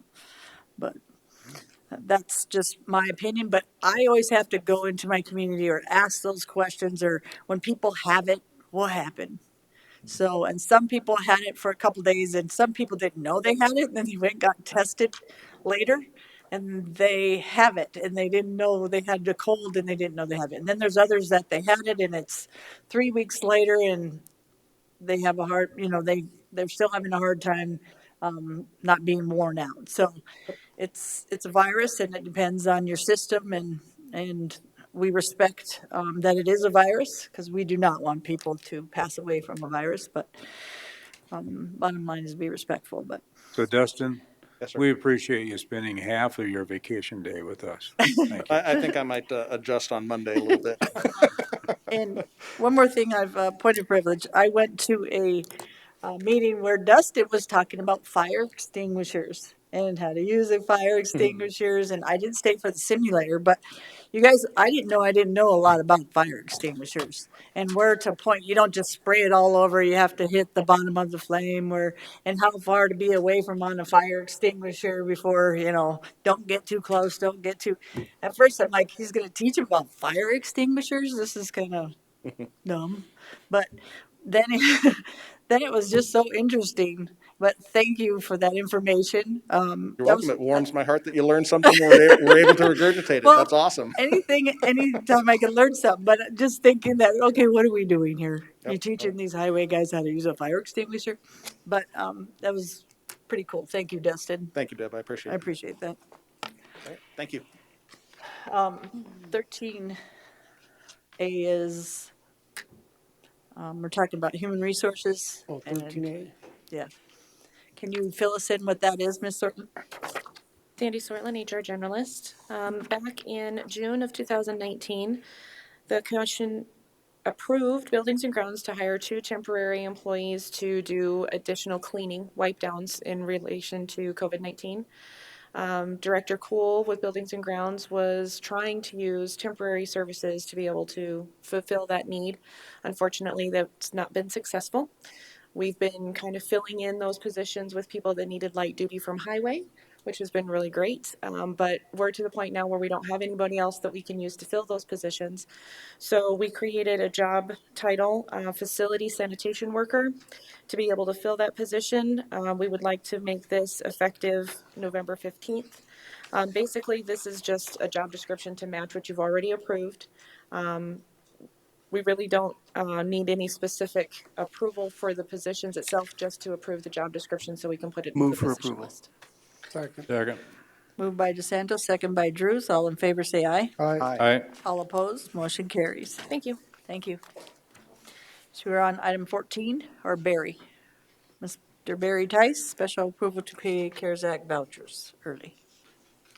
Good morning, Barry Tice, the Director of Health and Human Services, and I wanted to make just a few quick comments on this CARES Act application process and give you an update of where we're at within our office on this. So we received some of the CARES Act dollars that was distributed over the past 2 weeks to counties across the state. Health and Human Services is one of 15 agencies to process these applications. They're done through an online computer system through South Dakota Housing. We've reassigned employees to help with the application process because we had assumed, and we were correct, that the need would be there with the amount of applications. And so as I left this morning, there was 221 applications that have been uploaded into the system for Pennington County alone. We started reviewing these applications on October 28th. We've approved 50, denied 21 for a variety of reasons, which I won't take the time today to explain. An appeal process exists through South Dakota Housing, so if somebody is denied by one of our caseworkers for whatever reason it might be, they have the right to appeal that through South Dakota Housing, where they'll make a decision. There's been around $45,000 that has gone out for rent, utilities, and mortgages. That's what this funding was set up for. We're fortunate with the help from emergency management using some of their technology. We created an iPad solution for individuals who don't have access to the internet or have the ability to do applications. We've seen a few a day that will come in, and we'll have employees help them walk through the application process. The one thing I wanted to emphasize is it's important for the public to know that the more information that they're uploading into this system simplifies it for everybody who's reviewing these applications, because it's not as simple as a yes or no. And the reason for this funding was to assist people who have been impacted by COVID, whether it's economically or physically or medically. And so there's a number of pieces in place. It's not a stimulus, and I've made sure I've explained that in the tons of calls we receive a day. There's an application process, and there's parameters that South Dakota Housing as well as the federal government has laid out on this. So my last piece to this is I'm very thankful for, of course, our employees who are working through these applications, because we've really shifted a lot of their normal day-to-day activities to get through these applications, because the economic impact, as you all know, is fairly substantial, and it continues to grow. Mortgages that were in forbearance are now coming out of forbearance, so there's large payments that are coming due, and it's impacting many different demographics across our community. And so, I'm thankful for the really phenomenal employees we have at Health and Human Services who have stepped up, learned a new computer system, and are able to process these applications and really deal with individuals who are very desperate at this point and have been impacted economically pretty substantially. So with that, I had worked with Cindy Because the application process closes on December 17th, it takes us a little bit of time to collect authorizations from landlords, because the other piece I should clarify is this funding goes directly to landlords and financial institutions as well as utility companies. It does not go to the individual. And so there's a process of getting the authorizations out of Pennington County to the landlord, getting signatures, returning those, and the checks have to be out the door by December 30th, because after the 30th, this funding is no longer accessible. So applications end on the 17th, or anybody who's going to put an application in, we need a few days to process those, try to collect the information, and then turn around and get these checks out the door to the financial institutions, landlords, and utility companies. So I'm just asking for that approval to happen prior to the board meeting so we can get people paid. Thank you, Move for Barry. approval. Moved by Second. DeSanto, second by Drews. All in favor, say aye. Aye. All opposed, motion carries. Did you have an update on anything else, Barry, or that's just what you gave ahead of time? Correct. Okay, That's- just making sure you had Yep. talked to me about that. Okay, thank you. Thanks, Barry. Thank you. Have a good day. Item 15 is John Morrell, Health and Human Services, which would be Sandra Sortland. Thank you, Sandra. Sandra Sortland again. The first one, 15A, is going to be an extension of approved leave for essential positions. At the October 20th meeting, you approved up to 80 hours of additional leave for employees in essential positions because they are excluded from the Family First Coronavirus Response Act. What we're requesting is for this to actually be retroactive to April 1st, and there's a cost breakdown for you in the motion. Basically, what we're asking is that we are allowing essential employees back to April 1st to have those benefit hours reinstituted to them. So, Ms. Sandra, it's April 1st to December 31st this year? Yes, Is that how, okay. it would work, yes, Okay. or that's how it Madam would Chair. read, yes. Commissioner Drews. So April 1st would have been the earliest? Yes, that's when the FFCRA was initially enacted. Okay, Madam Chair, Commissioner LaCroy. I'd move for approval. second. Moved by LaCroy, second by Drews. So Sandra, on here, it says October 20th from September 6th to April 1st, 2020.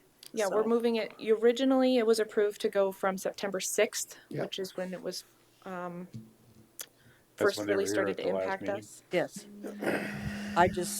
I guess it looked like it was going September 6th, 20 to April 1st, 2020 instead of April 1st, 2020 to September Going, 6th. no, See what I'm saying? Well, 2 weeks ago, that's Yes. what they requested, was from September 6th forward. Yes, sir. And we questioned whether or not we shouldn't go back to the beginning. So what, okay, so I understood, I guess, Mr. Drews, that I was just wondering, it ain't a big deal. Sorry. I have a lot of discussion in my brain today, and I apologize. I got you. And Madam Chair, Commissioner LaCroy.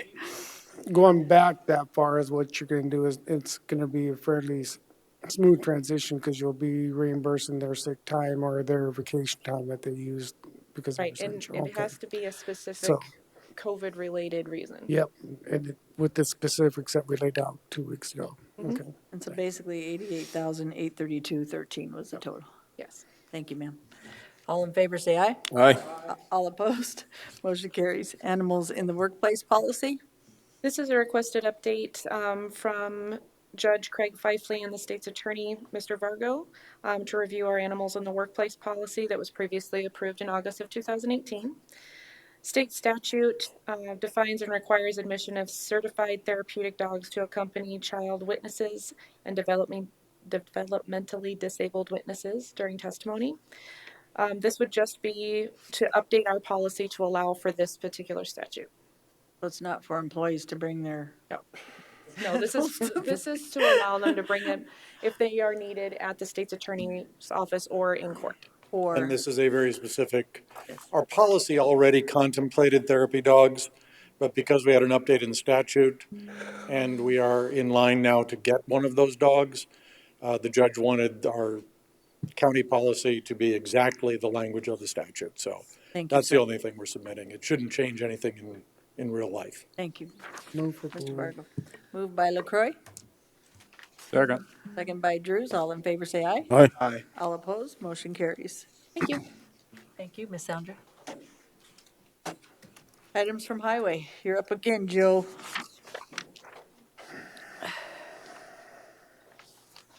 Good morning, Commission. Joe Miller again, Pennington County Highway Department. First up here, you have an agreement with the game fishing parks to do snow removal on Whitetail Loop. This is access for a lot of ice fishermen during the wintertime. This benefits both entities. It gets there still is, but it gets the majority of ice fishermen off from parking along the Deerfield Road, the guardrail. There's a guardrail that goes along the western edge there. We have an issue with ice fishermen parking there, so this allows them to have access to park other places. Move to approve. Moved by Roskinick, Second. second by LaCroy. All in favor, say aye. Aye. Aye. All opposed, motion carries. Item B, please. Item B is an amendment to a work order with which the state has with KLJ, our bridge inspection engineer. This is so when 164th collapsed last year, they re-inspected that again this year to get it back on that cycle. And then there was 2 bridges on Dark Canyon Road that we rehabilitated.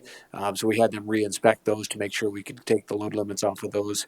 And then more recently, the bridges on Nemo and we have one on Hysiga. We also called them those were critical findings found during their annual inspections. So Thank you. Do we have a motion, please, or a question? Move for approval. Moved by Second. LaCroy, second by DeSanto. All in favor, say aye. Aye. All opposed, motion carries. one thing I did forget, that cost share is 80, or a county pays the 18.05 and state pays the whatever it is, 81.95, whatever their weird cost share is. So we don't bear the full brunt of that. They should even it out. Thank you, Superintendent. Item 17, items from Commission Manager. Ms. Holly, please.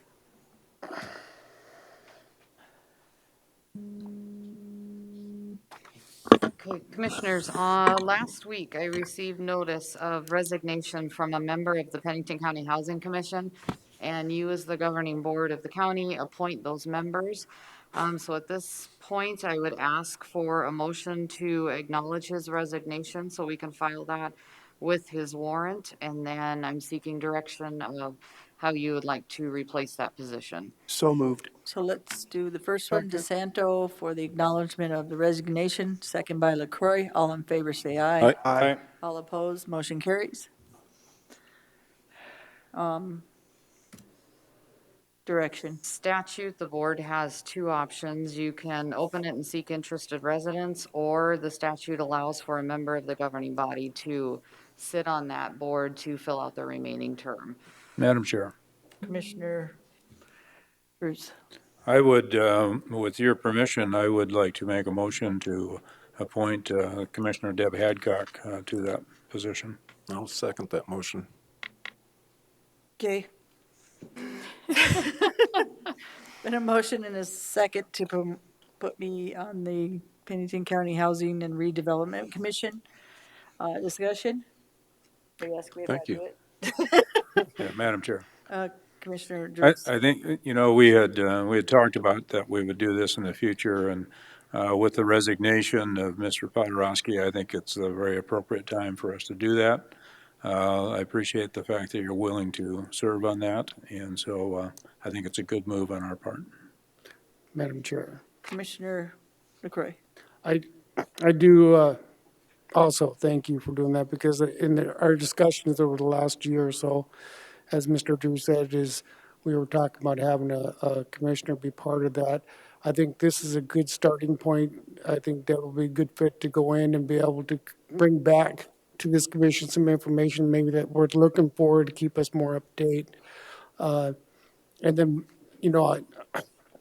I'm not quite sure how the policy and rules of their board works as far as whenever everyone's up, then they put in for it. So I'm not sure, like after Deb's term, this term's filled out, if she has to put in for it, or or how that works, but I think we can figure that out later on. I'm just saying, after this, I think it's gonna be a good thing for all of us to get a little more information. I appreciate it, Deb, for stepping up. Thank you. I think it's going to be interesting, and I liked working with Barry and some of the things that we had dealt with Commissioner Ross Connect and us going to their meetings. So sounds like it's interesting area to learn. Besides, you didn't have enough to do. I see, actually, I expire on March 19th, 2024. March 19th is my wedding anniversary. So I was like, when was the term till? So I'm willing to take that position. So do I have to abstain from this vote, Holly? You should, yes, ma'am. Okay. So I'll abstain, and Commissioner Drews, I'll have you. Commissioner, we have a motion on the floor to appoint Deb Adcock to the Pennington County Housing and Development Authority. All those in favor indicate by saying aye. Aye. Opposed? Thank you, Deb. Motion passed with the Commissioner Hadcock abstaining from I'll that say vote. thank you today, and I'll tell you updates later. Just kidding. No, I appreciate it. Item B is West River Electric Association request for assignment of capital credits and membership application. Yes, and I'm hoping, to be honest, that you don't ask me any questions, because this is confusing to me. But the email chain is included in your packets, and basically the gist of it is somewhere many, many moons ago, accounts were joined that should not have been. And between Pennington County Highway and Pennington County Housing, it was recently discovered that this had happened, and now West River Electric is just trying to separate those accounts back and adequately or appropriately assign the capital credits that are issued when they have profitable years. And so we're just asking for permission to allow them to reassign those credits back to the appropriate entities based on their number of meters, and then to update our membership application with them. Wow, So, Madam Chair. Commissioner. Oh, I was just gonna agree. I was reading through all those and it does, even the person who's taking it says this gets complicated. So, but I'm glad everybody's on the right track on this, and it sounds like the main thing is getting the new forms filled out and then even percentages as we go. So the 80 goes to us and the 20 goes Pennington County Housing. Yeah. Correct. to you owe the money, Joe? Any actual cash involved, it's just an accounting correction is Okay. all it is. Okay. So we, And I presume this is probably under, aren't they a cooperative? Yes. West River Electric? Yes. So I presume that this is something under their guidelines that Correct. Yes. initially allowed this to begin with, so. nice. So who made the motion? I'll make the motion to move for the Roy? chair's signature on the request for capital credits. I'll second. Membership application Second. of West River Electric. Thank you, LaCroix. Second by DeSanto. All in favor, say aye. Aye. All opposed? Motion carries. If we could, board, let's take 5, and then we can start the Board of Adjustment. Do we have a motion, please? So moved. Moved by Drew, second by Ross Connect. All in favor, say aye. Aye. All opposed? Motion carries. Next is, we need a motion to go in Board of Adjustment So moved. Second. by Drew, second by Ross Connect. All in favor, say aye. Aye. All opposed? Motion carries. Jason? Good morning, Commissioners. Jason Thennison, County Planner. Agenda item A is variance 20-11 for Tim and Teresa Ripley. Other affected property owners are Dean and Jennifer Karshnick, and they are in the audience if you have any questions for them. Surveyors is Anderson's Engineers. Site location is 12405 Little Tiger Lane. The applicants have submitted variance 20-11 to reduce the minimum required lot size from 40 acres to 4.7 acres in a general agriculture district. An interior lot line on the subject property is in the process of being reconfigured under layout plan 20-32, and approval of this variance will satisfy condition number 2 of that layout plan. The purpose of variance 20-11 is to allow the applicants to bring the subject property into compliance with the Pennington County zoning ordinance and to allow the plating process to continue. Zoning ordinance requires that the Board of Adjustment determines 4 specific criteria are met. Those are on the screen for your review. I'll read staff's responses. Starting with number 1, there is no special condition that exists on the property, such as exceptional narrowness, topography, sighting, or the like. Number 2, this variance to the lot size would not grant a use which is otherwise excluded from the property zoned as general agriculture district. Number 3, there is no circumstance or hardship that requires the property to be subdivided.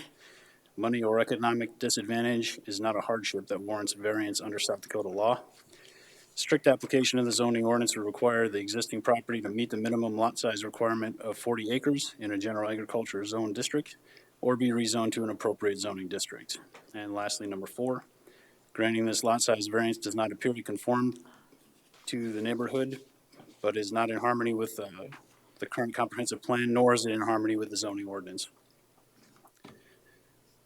And this is a sample of the layout plan here. Existing conditions are on the left, proposed conditions on the right. You see they're moving this interior lot line. This is the subject property, general agriculture. As it sits today, it is 4.7 acres. Access is off Little Tiger Lane. There's no special flood hazard area. It contains a single-family residence as well as an on-site wastewater treatment system. And this is future land use as a rural ranchette. As I stated before, the applicants applied for layout plan 20-32 in order to reconfigure the interior lot line. On October 26th of this year, the Planning Commission approved layout plan 20-32 with conditions. And like I said before, approval of this lot size variance will satisfy condition number 2. The Board of Commissioners will hear layout plan 20-32 during this meeting. The applicants have chosen to request this variance in lieu of a rezone and comprehensive plan amendment. The zoning ordinance requires 40-foot minimum lot size in a general agriculture district. And with that, staff recommends denial of variance 20-11 since it is not in harmony with the intent of the zoning ordinance. If the Board of Adjustment chooses to approve variance 20-11, staff does not recommend any conditions be included. Madam Chair. Thank you, Jason. One thing, Commissioner Dews first. Colin, you sent us a memo on prong 1 and prong 2. Could you explain those areas so the board understands why you sent them and what that means to making decisions on variances? So under South Dakota law, the Board of Adjustment is granted certain powers. One of those is to grant a variance. To do that, you have to make certain findings. And that's just what that is. Jason just went over all of the requirements that you guys have to find, all the findings, and they have to be specific. So then if it were to ever get challenged, whatever you choose to do would be upheld. But you have to make sure that there are, all of those boxes are ticked. It's not, if you miss one, then it doesn't work, but you have to make findings on each. So perhaps the proposed variance won't injure the neighborhood and it would meet the comprehensive plan, it would conform to the neighborhood, it would do all those things, but if it doesn't have a specific condition, physical topography, then according to our ordinances and state law, then it should not be granted. So that's the stuff that Jason just went over on the screen. Now he said 4, but they're more than that, but he got them all encompassed in that. So Colin, bottom line is, prong 1 is the questions that need to be asked, not out front, but to yourselves. So you ask the questions in prong 1 to yourselves. And prong 2 is whether that condition, which I didn't know you had to meet all of them, but at least one of them, and have a reason why, basically, that you're granting this variance is prong 2. Did everybody understand that? Mm-hmm. So you don't say them out loud. I mean, why you granted the variance at the end and you made the motion, if you want to say that, but it has to for me, it has to at least meet one of those, and I have to be able to substantiate why. And Commissioner Hadcock, I just want to point out that this is what staff uses when they review whether to grant or to recommend granting or denial of a variance. They go through all of these, and that's what goes into their staff report.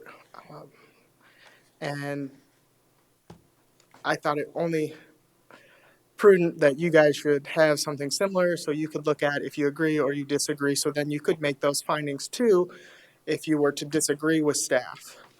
Madam Chair. Commissioner Roscoe. So what precipitated this whole situation? I think it was improvements being within a certain distance of a lot line. Does that sound right? Commissioner Roskinek, I'm unsure Jason about this can answer that. particular one. That might be better for Mr. Pennington. Thanks. Take your Colin. In case Drews has something. So if you see on the screen here, this is the proposed layout plan here. This is the previous or current property line. What they had was basically a shed that was on the property line, as well as a propane tank that is over the property line. So the applicants are looking to sell this property and bring it into conformance so they can make that sale. Okay, so the property line, if you look at a plat, the plat will identify property lines. The plat goes back to 1932, and it was incorrect. If you go to item E, you'll see that. The engineering company that made that statement. With that being said, I don't believe it's these owners' problem. I believe it goes back to 1932. And when you get to item that C, due to the specific circumstance of the existing conditions, strict application of the zoning ordinance would not be an unwarranted hardship. I believe both of these property owners are going through unwarranted hardship. And I mean, common sense tells me there's a time to use the variance and a time not to. This is a time that we have to use our heads and use common sense. Madam Chair. Commissioner Drews, then Commissioner LaCroix. Commissioner Drews first, please. So, Jason and Lloyd, I think you served on the planning commission when this came through, did you not? Yeah. So my question is, with the planning commission, was it also recommended at that time to deny this? No, the variance was not heard by the planning commission. Just Board of It was Adjustment. not. Only the layout plan was heard by the. Only the planning layout commission. plan? That's correct, So yep. this issue here was not discussed at all at the? It was discussed in the context that they get a rezone approved or in a comp plan amendment, or they get this variance. Okay. That's condition number 2. Thank you. Commissioner Yes, LaCroix. it was discussed, both these matters in a different form, as Jason said. I'm going to make an attempt to make a motion with these new guidelines. Go ahead. Don't hold me to it. I'm going to need your help. But do you realize we have people here that want to speak? Yeah. I should probably mention before you were to make a motion, if anybody wanted to speak on this, such as the applicants or anybody else in the audience, then we should give them a chance before Before a motion? the motion. Yes, sir. Yeah. Sometimes you can do a substituted if we decide that we don't want to do that too. So he can make a motion and then you can always substitute and Gary can come back and say, no, I approve. Okay, so go ahead, LaCroix. Colin, help me out here. I move for approval, and do I have to state why? Yes, if you want to. I believe approve- special conditions exist to excuse the enforcement of the ordinance. So when you make the motion for special conditions, one of the commissioners, if you all agree or a majority of you agree, someone should recite the conditions or the findings on the statutory requirements. So for example, if you believe that special conditions exist, well, what is it that you believe is a special condition? And then you can run down 1, 2, 3, 4, 5. So that way we can ensure if it were to ever be challenged, then what the commission does, the Board of Adjustment, acting as the county commission acting as the Board of Adjustment, apologize, haven't had enough caffeine, that it's going to be upheld when we go over to circuit court if somebody were to challenge it. All of these requirements, these things, they're just to ensure that your decision is upheld, whatever that is. I understand that. So Basically, this is messing with our emotions because we have to make a motion to make all this, That's right, yeah. these agreements. So I think well, we couldn't almost you, got to, when we come to the meeting, if we're going to make, if we have an exception, we got to have it all written out. well, if you simplify it, That's it what I'm, seems like, because the exception, basically is they need extra land for their property in order to come into compliance. For example, if Commissioner Rosknecht wanted to, or Commissioner DeSanto or Commissioner Hadcock, one of the commissioners wanted to go through the factors, they'd out loud and say what their findings were, and then in the motion, so you go through, does it injure the neighborhood? No, I don't think that this injures the neighborhood. This variance doesn't. Does it conform to the neighborhood? Yeah, I think that this conforms to the neighborhood. Does it conform to the general purpose of the zoning ordinance?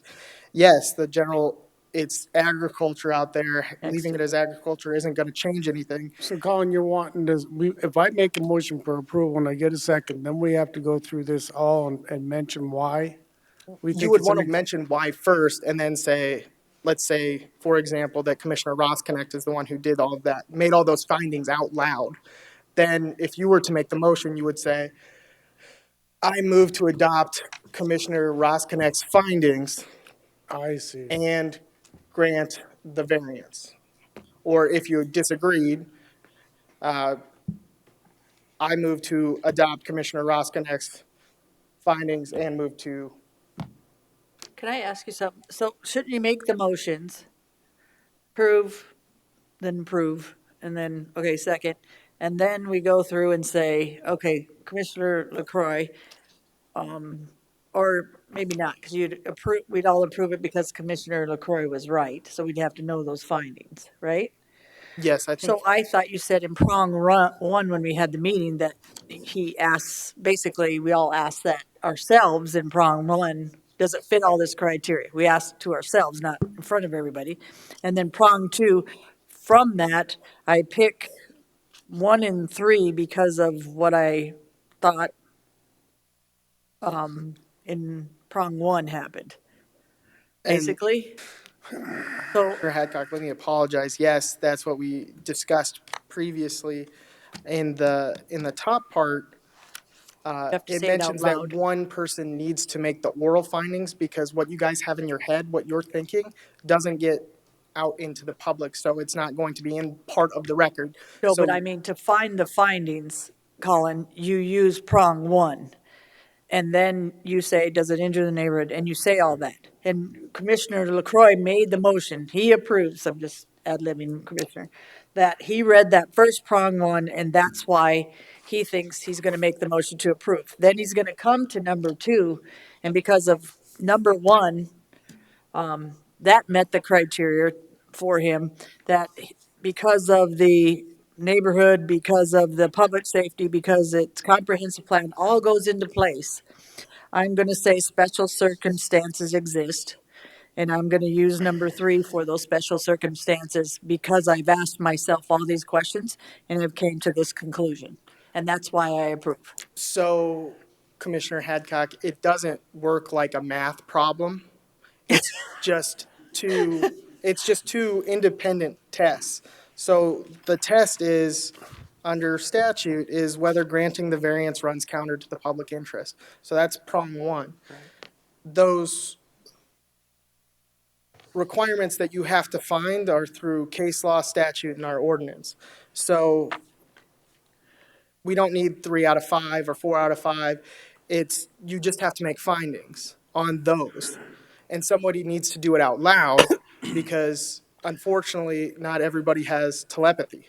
It hasn't the ability to read somebody's But when he mind. says he approves, he has to tell us why, and then the second agrees with him, and then the commission agrees with Deb, him. I'm going to try this. I'll withdraw that part. Okay. I think he's right. I think we let the audience speak. Because I think then what, come back to me and I'll go through these 4 steps and give my specifics why, that if somebody wants to make a motion to it, they can approve it. Is that correct? Yes, Commissioner LaCroy, and then you have to make findings on both prong 1 and prong 2, so all the requirements. I know this sounds convoluted. It If you is. don't like it, you should talk to your legislator. I believe we just got elections done 2 days ago, 3 days ago, something like that. So a lot of these are through the statute, then through South Dakota Supreme Court telling us what we should and we should not look at, and then our own ordinance. So if you agree with staff's recommendation, then you can, in the motion, just say, move to adopt staff's finding and grant or deny whatever staff recommended. If you disagree is when you would want to use this, and you can use it beforehand and do it yourself and come to the meeting and have it all pre-prepared if you want. But both of the prongs, you have to go through them and analyze them. Does it injure the neighborhood? Yes or no? And then one commissioner should on the record say that. So then we have a transcript. We have something, because again, we can't Madam get Chair, into somebody else. Colin. Sorry. You only have to state, what he's telling us is we only have to state yes or no. We don't need to give specifics as to why we believe this is the case. We only But he need to sent it state to all as you guys. yes or no. Not in the motion, but one of us needs to say, I wrote on I it. believe that, and go through each of the 8. And then you say, I make a motion based on Commissioner DeSanto's findings that we approve this. Okay, thanks. Yes or no is fine. Yes or no is Right. fine for the majority of them. The only one that you need to make a specific finding on is Bottom. whether a special condition exists. That's the one that's the only one you need to make an explicit finding on. The other ones, you have the staff report, you can mention them if you want, but I think if you do yes or no, it should be fine. But The special condition could be that the surrounding areas are going to be developed as rural, or what were they called, little Ranchettes. ranchettes. There you go. That could Generally, be a it's special. something physical, Commissioner DeSanto, that would constitute a special condition. That the lot line was incorrectly established in 1932. If that is the condition that you guys want, Yeah, or if that you- the board would want to go with, then you can. And Okay, I so apologize for saying you Colin, the guys. bottom line is there's 3 reasons that were always up there in the first place from staff that we had to go through. So the 3 reasons were always there, if I'm correct, right? So LaCroix, I understand, I don't think, that's my opinion. We shouldn't have to ask we should ask those questions to ourselves in the first set. And then out of those 3 conditions, based on state law, because that is the 3 conditions why staff denies or approves, we should pick one of those conditions and then state that it meets that condition and why, and then we all approve or disapprove. Or he says, I agree with staff because none of these conditions, these 3 conditions that staff went through, I believe they're right. Why do you have to, even on 11-6-19s through the city, now that I'm thinking of, we had this discussion yesterday, but it looks like you're making it harder than it is. You know, Commissioner Hadcock, I wish it were a lot easier, but unfortunately, I can't with a pen change what the legislature did and what the South Dakota Supreme Court has said. What I can do is give you the tools, and the commission can use the tools as the Board of Adjustment in determining whether to grant a variance or deny a variance. But Colin, I'm not disagreeing because you've done some real good work on here in that sense. I'm just saying for that first tier, I think those are, for me, if I'm been doing 11-6-19s, those are questions I'd asked to myself. And then, okay, if it meets that, it's kind of giving us a basis where we'd go to the next step and go, okay, then, because those are the questions I always ask before I do one. To myself, and then I go and find one of those conditions, and I say, okay, because the lot line, number one, the neighbor gave them some of their land in order for them to fit that criteria on that variance. And the hardship is would be more on the people that it would have to rezone than these people, but, and you put in the spirit, and I think I told you this yesterday. So when we always did the 11-6-19s, and like you said, you have to state the variance or spirit, well, the ordinance spirit while doing substantial justice. On this case, it's doing substantial justice because it's giving people some land, their own land, which could change a rezone on their property. And are we also here to make that sure that that stays general ag at that point when we do it? That's a special circumstance, actually, that the neighbors are giving some of their land when it actually is going to affect them economically Commissioner by how much Hadcock, it would cost and economically, stuff. that is not something that the Board of Adjustment can consider under state law. Yeah, but you can when you, right, if he's basically not, Economic hardship does not constitute a special condition under state law to grant a variance. I don't know if the word was, and I apologize, I don't know if the word is economic hardship for that, but bottom line is someone in the spirit of doing the right thing, okay, gave somebody some of their land, which could make them rezone their whole property and start a process which also takes them and takes away from their grandfathering of their property if we change that. That's a huge difference. And maybe it's not called economic, maybe it's just the spirit of the doing the right thing of somebody, and I don't know what you call that, but to make sure someone's able to keep their shed and keep what they have. So I don't know what we all call that, but I don't know if everybody knows that, but the grandfathering in on this property is general ag, right? The minute he gives them some of that land, it's 4.7 acres, which would take him out of the grandfathering, which he would be non-conforming anymore. He's, right now, he would have to, once he changes that, he's gonna have to conform and rezone his property because it no longer meets general ag. Or obtain the variance, and that's why Make we're here sense? today. So that's where the hardship, I believe, is for the people next to him. Unwarranted hardship. The COVID-19's, it's a hardship. It's all hard for us mentally. Do you think these property owners are going through some mental stress right now? Just wanting to live their lives, just get on with the sale? I mean, Commissioner Roskinek, I totally understand that COVID-19 has had a number of different impacts on the members of our community. That's not reflected in state law, that's not reflected in the South Dakota Supreme Court decisions, and that's not reflected in our ordinances. Ultimately, it's up to the commission acting as the Board of Adjustment whether to grant something or not. Okay, hold on just a Don't sec. even have to state the reason, guys. Hold on, Madam guys. Chair. Let's go to Drew's. I would suggest that we hear the testimony, have commission discussion, and then figure out what direction we want to go and figure out what the motion has to be at that point in time. Perfect. Thank you, Colin. Thank you. Okay. Now, do we have the applicant? Thank you, sir. If you'd like to come up. State your hardship so we have your hardship with us. Just kidding. Good luck with that. My name is Dean Karshnick, and I am the owner of Lot 2. We're just trying to do the right thing and make the property saleable so that we're in compliance with our distances away from our property line. That's why I'm also requesting the lot line adjustment. Could really use some help here and get this taken care of as soon as we can. Tract C, when Ripley's bought it, was 4.5 acres. After the resurvey, of which I paid for, is now 4.7 acres.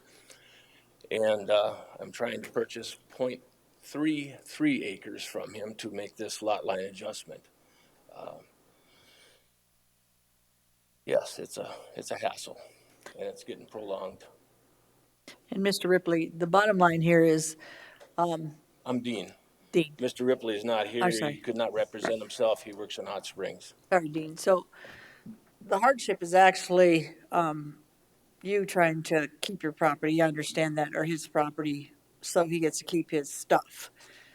What happens, and you already know, once you take some of their property, they were grandfathered in as general ag because I heard that there was mining claims. Basically, all these lots were mining claims on there. At one time, yes. Yes. So it was general ag, and that's why it's general ag and it's not 40 acres. Yes, and we But were the hoping it could minute, stay general ag, of course, but the minute you touch that land or do anything to your land, just like you would your house or anything, becomes not grandfathered in or it's non-conforming. right.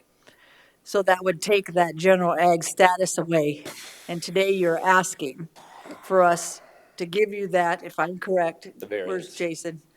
For us to give them The variance. that variance of 3.3 and then keep that general ag on track C. That's correct. Okay, otherwise what would happen?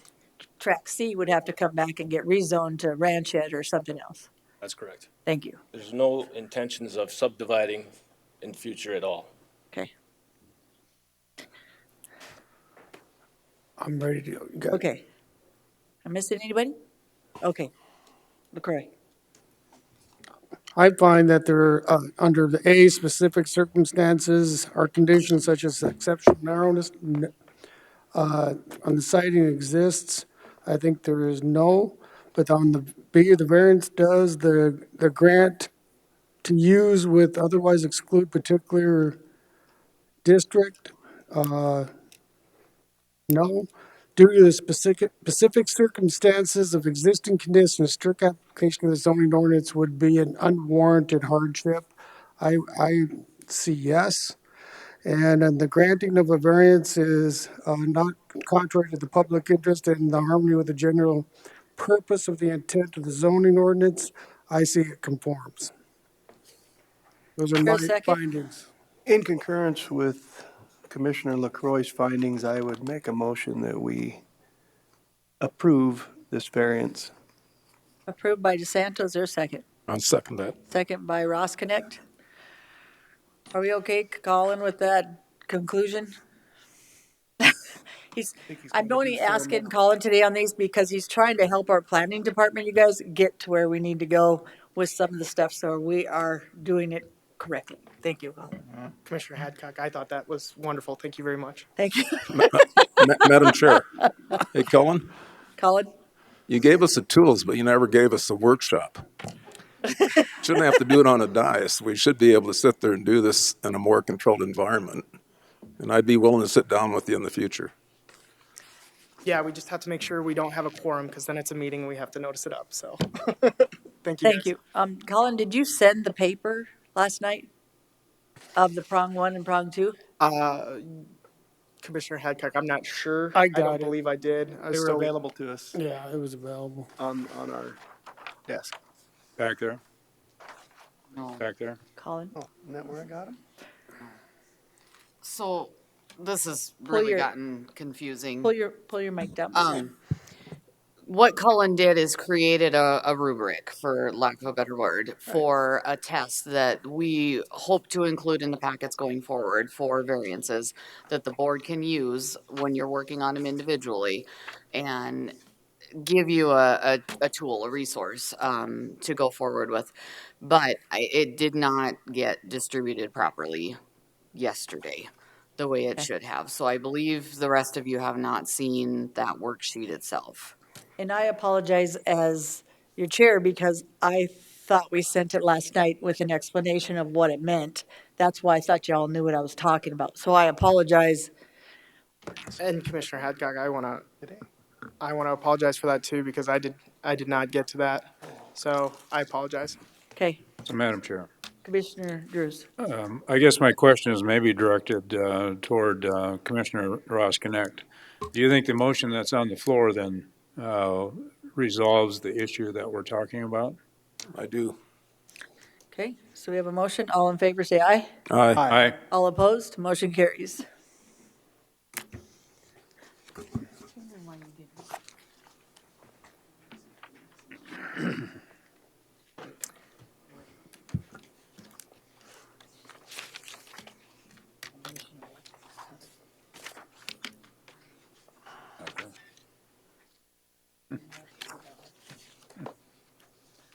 I'll get one.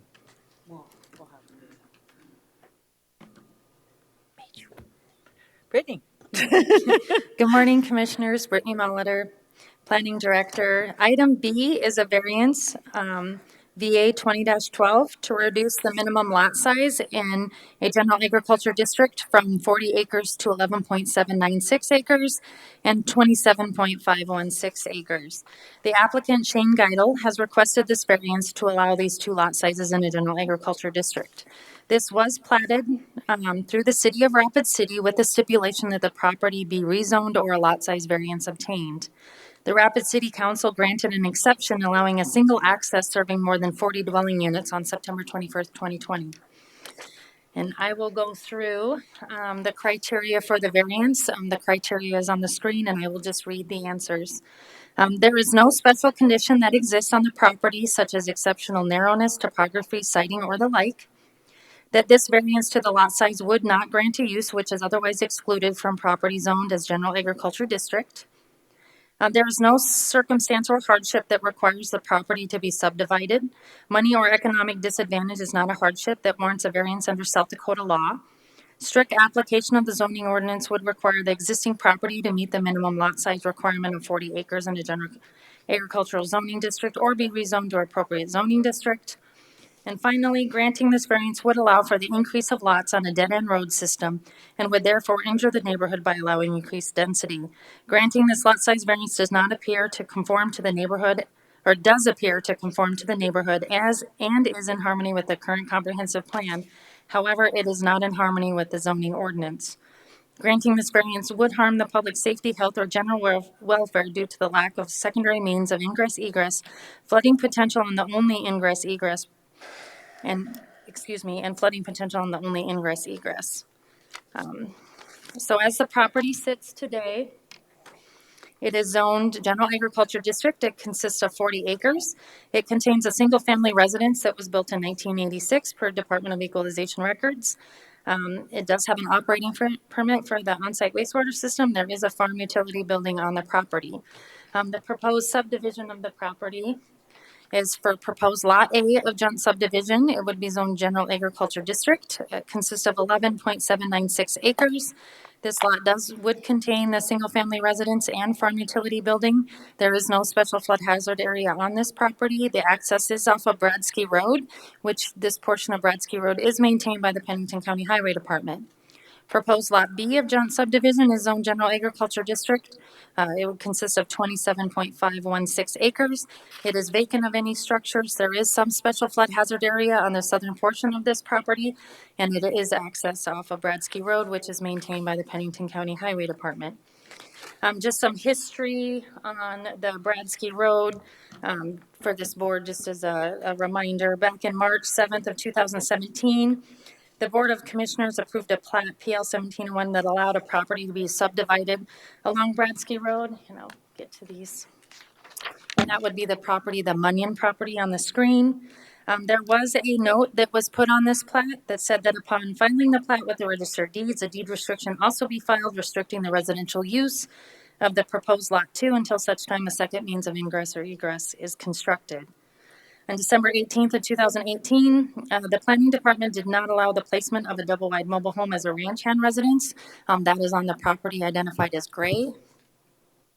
In addition to the existing primary residence on the lot off of Bradsky Road, due to the number of residents already existing on Bradsky Road, and the Board of Commissioners' concern over Bradsky Road's lack of secondary ingress and egress. A memo from the previous planning director stated all residential building permits on hold until the Board of Commissioners decide there's a firm plan in place, no further residential building permits can be approved. Then on August 18th, 2020, the Board of Commissioners approved the extension of a plan unit development off Bradsky Road for PU 0518 with the following condition, and that is identified on the screen as Howie. That prior to any further plating within this plan unit development, a second means of vehicular ingress egress be engineered and constructed to Ordinance 14 standards or a variance to the subdivision regulations be obtained. And then finally, again on August 18th, 2020, the Board of Commissioners approved a layout plan, LPL 20-14 for properties located off Bradsky Road with the following conditions added, that upon filing the plat with the Register of Deeds, a deed restriction also be filed restricting the residential use and issuance of any building permits on the proposed lots until such time a second means of vehicular ingress and egress is constructed in accordance with Ordinance 14 standards and the road approved by County Highway. And a second condition that was added was that a variance to the subdivision regulations be obtained from the Board of Adjustment to allow additional lots on a dead-end road without a second means of ingress and egress. Condition that no building permits will be issued on those lots until such time a second means of vehicular ingress or egress is constructed.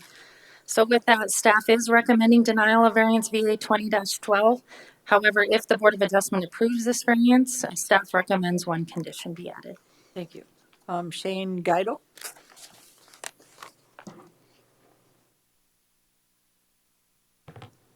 Hi, Shane Gail. I think it was kind of stated right in the beginning that it's within the 3 mile plating jurisdiction of of Rapid City. That's all been done. The plat is actually, the Mylars have been signed. Everything is taken care of, but the city can't finalize it until I can rezone it or get this lot line variance.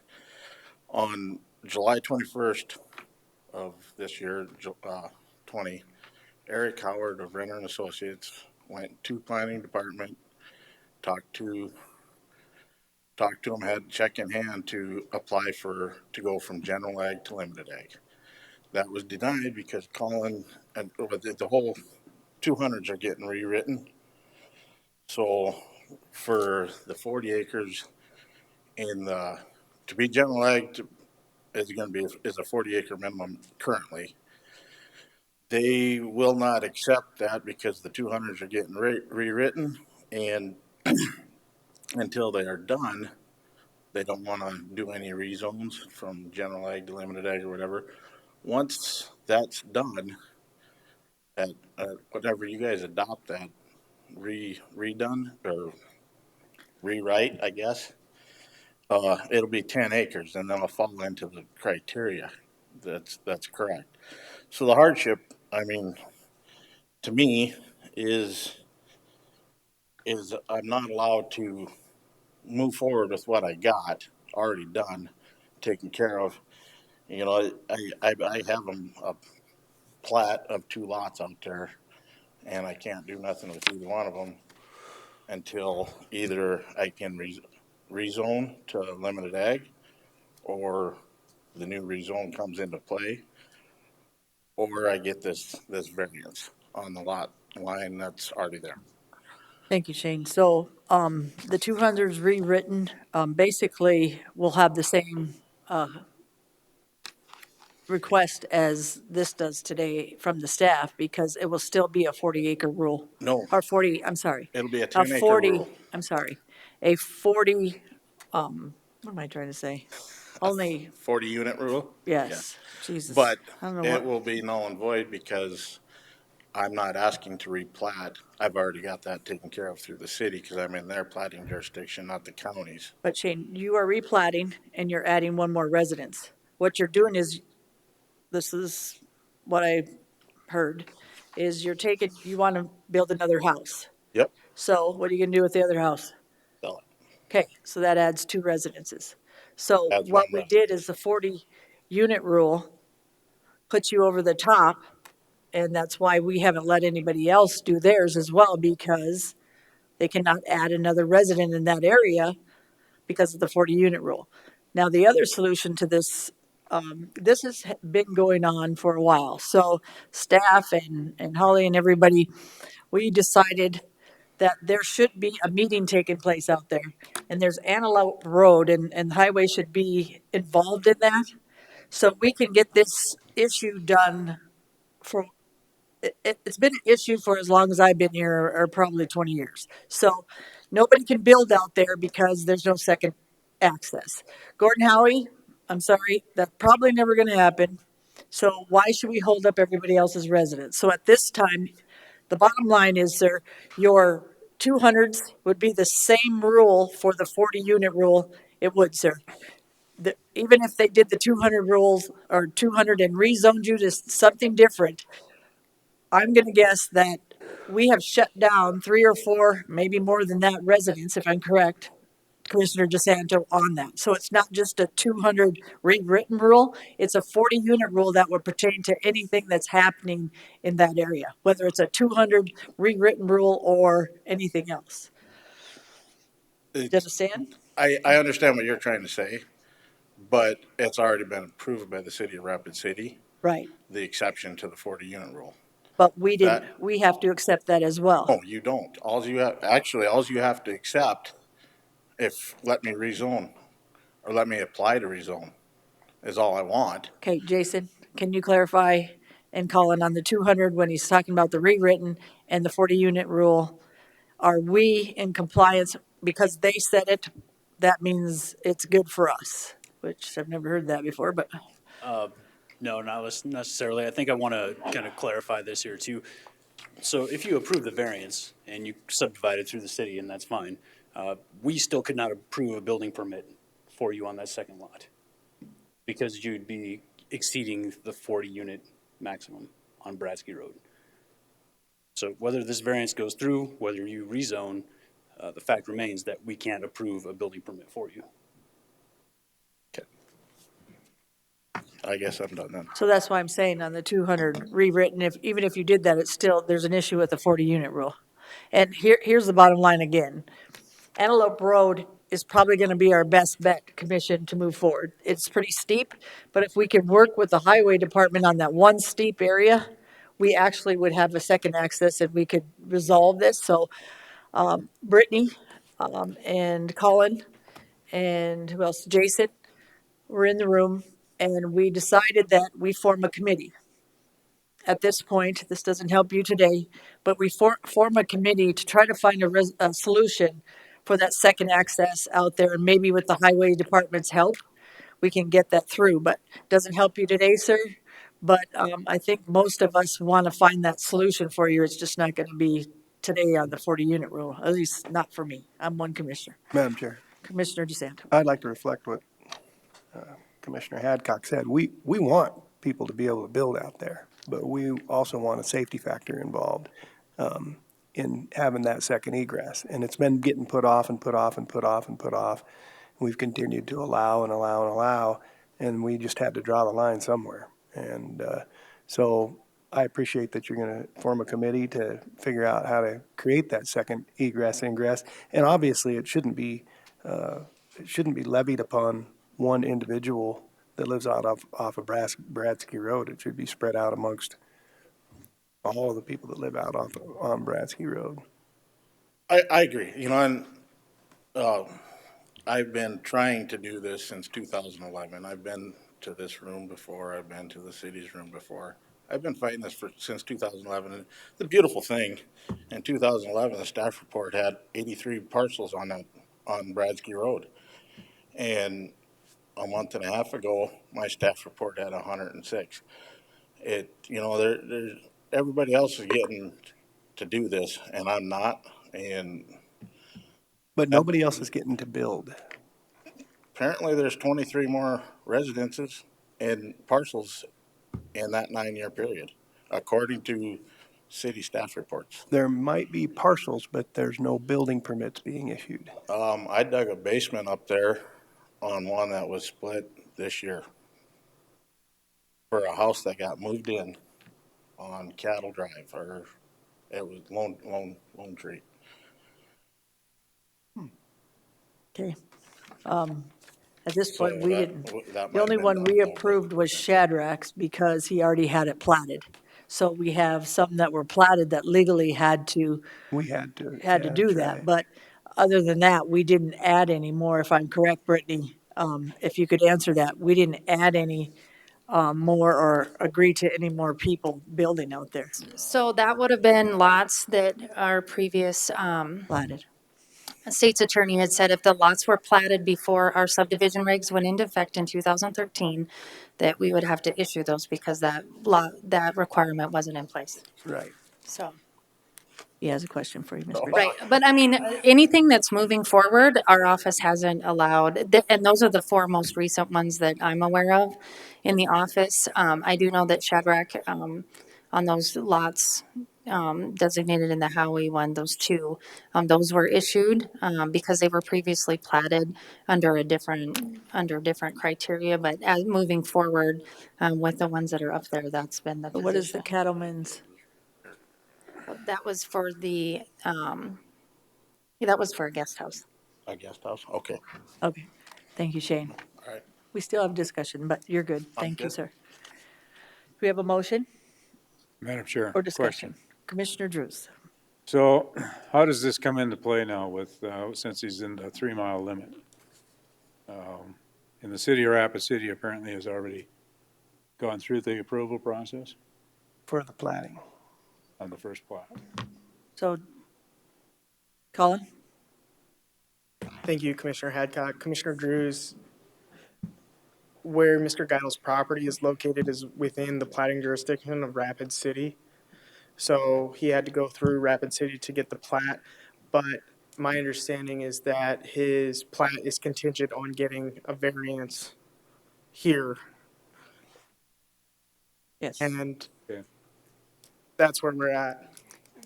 Madam Chair, Commissioner DeSanto. I believe that we could go ahead and issue the variance. It's not going to do Shane any good because he won't be able to get a building permit, but we could issue the variance to get that situation resolved for him to be I guess, in conjunction with Rapid City's decision.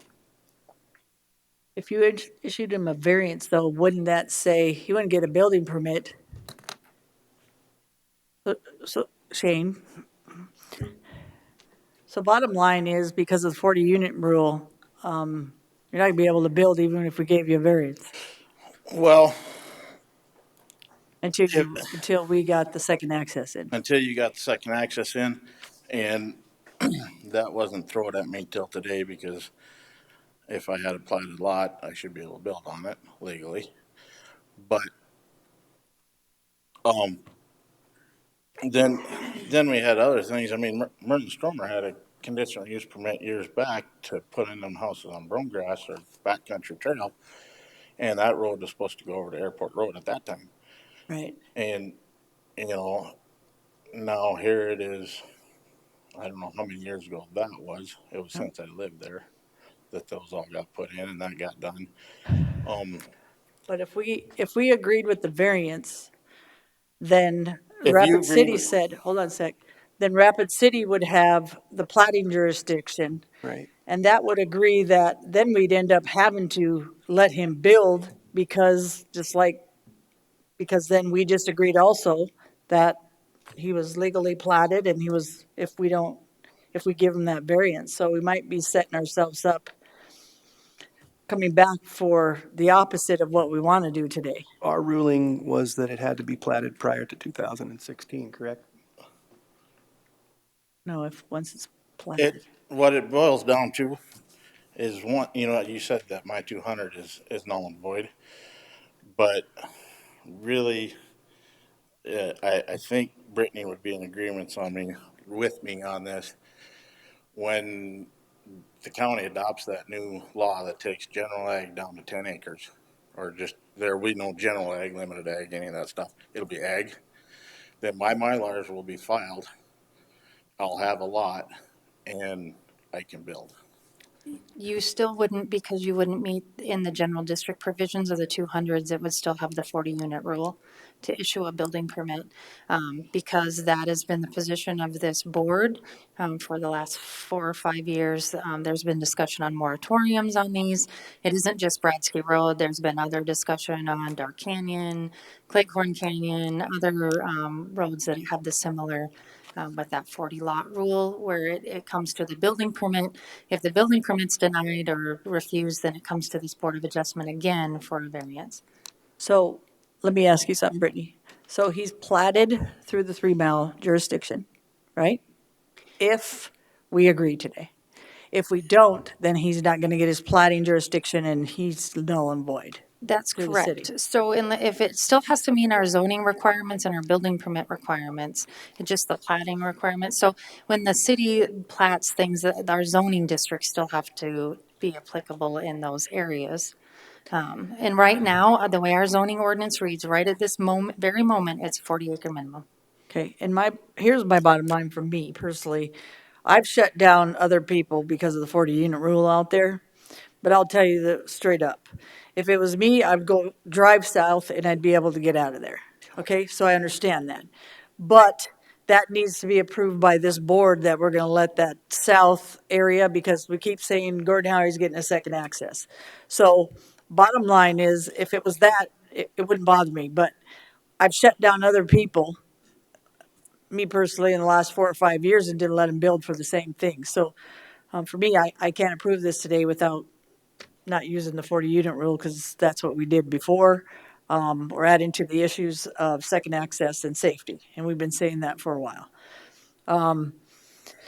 This, and Brittany's right, and I apologize, Brittany, when we're looking at having a committee, we're not gonna just look at your area. We're gonna look at all over in Pennington County, and then prioritize based on the building areas, if I'm correct, Brittany, about where we're having the most issues, and I'm gonna guess it's probably your area, your area.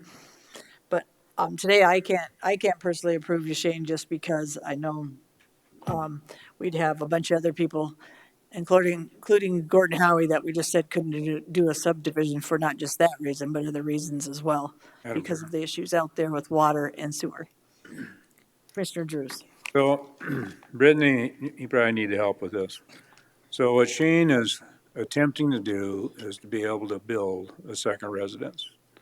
But what I'm hearing today is no matter how far he goes through this process, he's never gonna get that permission. Is that correct?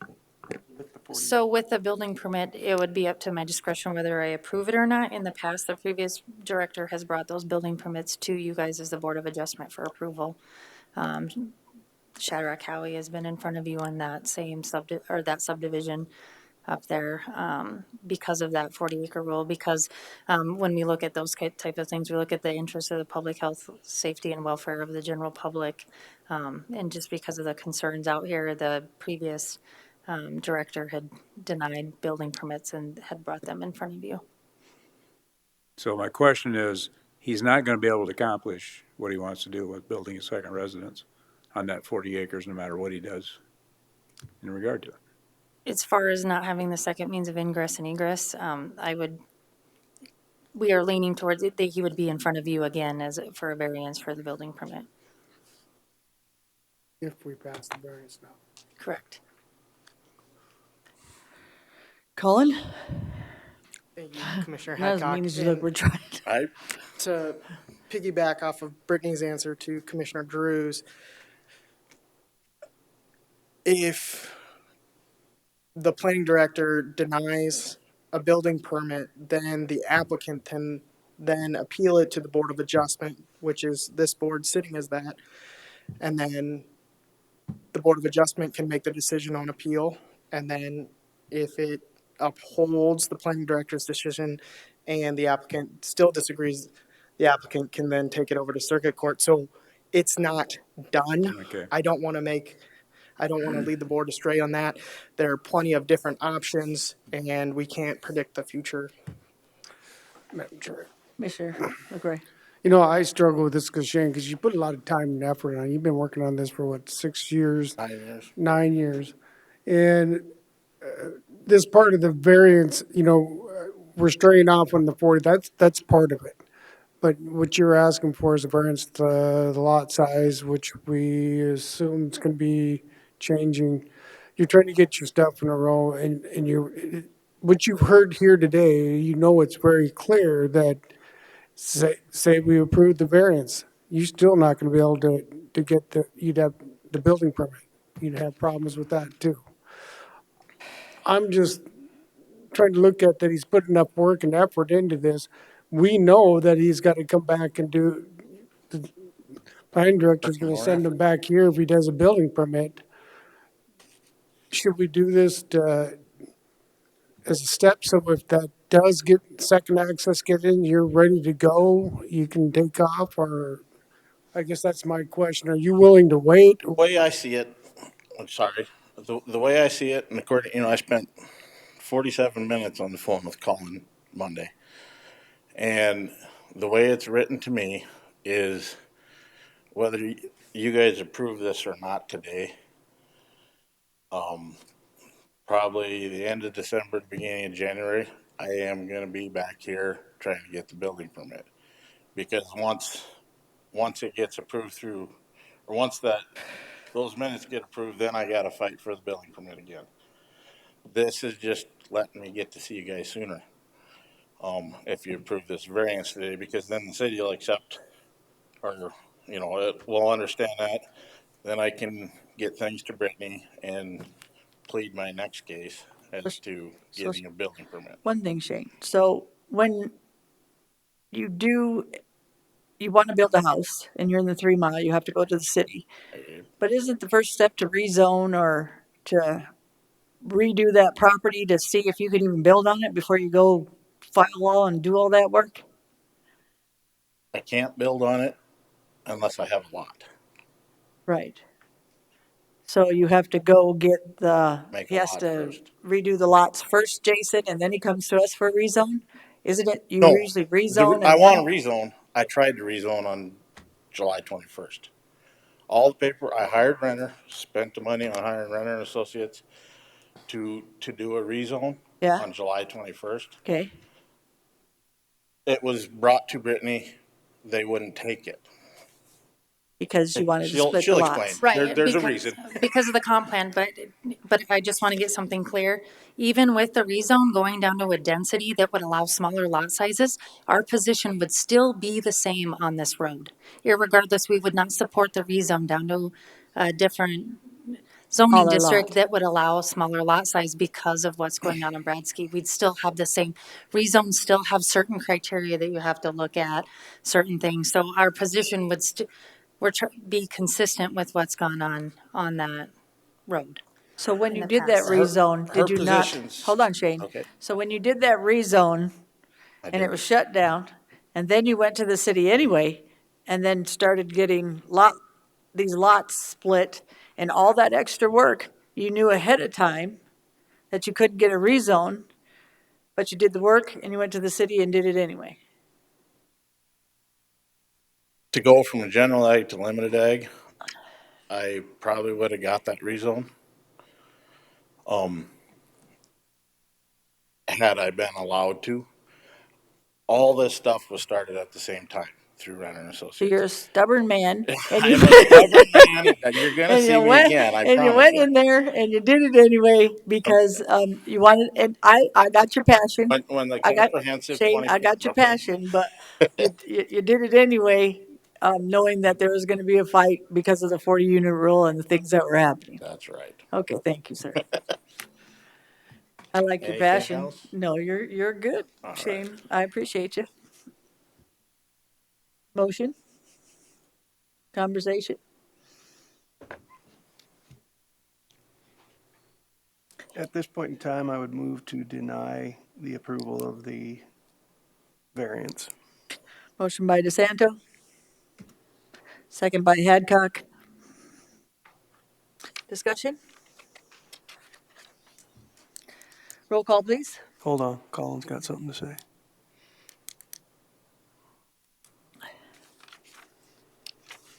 In accordance with what we discussed a little bit earlier about the findings, Okay, DeSanto, you need a findings. for the motion, instead of making all of them, you can just say, move to adopt staff's finding in section 5 That's section and 5. grant or deny the variance, whatever.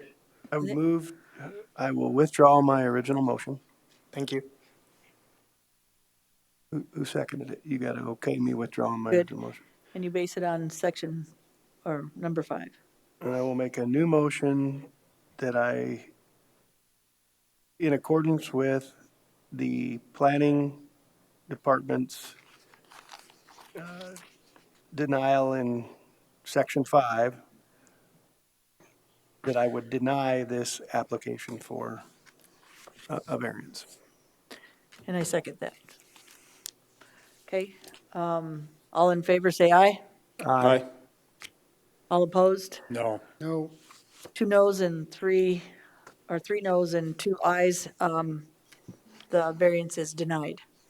No. Wait, 4 to 1. It's got to be 4, right? yeah, that's right. Meaning he can't get the So- variance, so the variance is denied, meaning he doesn't get the variance, right? Is that the motion?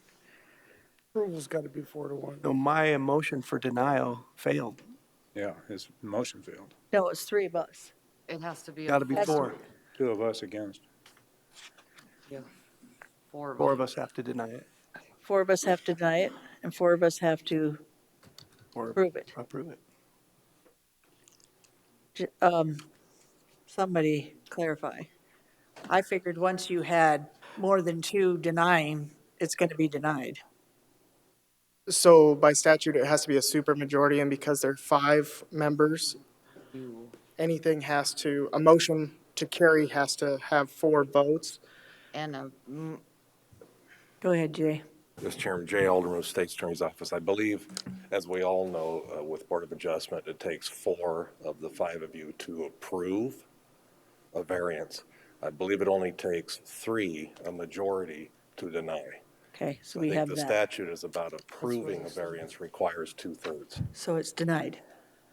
With me, DeSanto, and Ross Connect saying no, and LaCroix and Drews saying yes. So it's denied. Okay, thank you. Thank you, Jay, for clarifying that. So the motion is denied. Next is to come out of Board of Adjustment. So moved. Motion by LaCroix, second by DeSanto. All in favor, say aye. Aye. All opposed? Motion carries. Item C, please. Good afternoon, Cody Sack, Environmental Planner. Item C is the second reading of rezone 20-05. It's to rezone 240 acres from a planned unit development district to a general agriculture district. The first reading was approved on October 20th, 2020. Is there any questions? No, do we have a motion? Move to approve. Moved by Roskinek, second by LaCroix. All in favor, say aye. Aye. All opposed? Motion carries. Item D.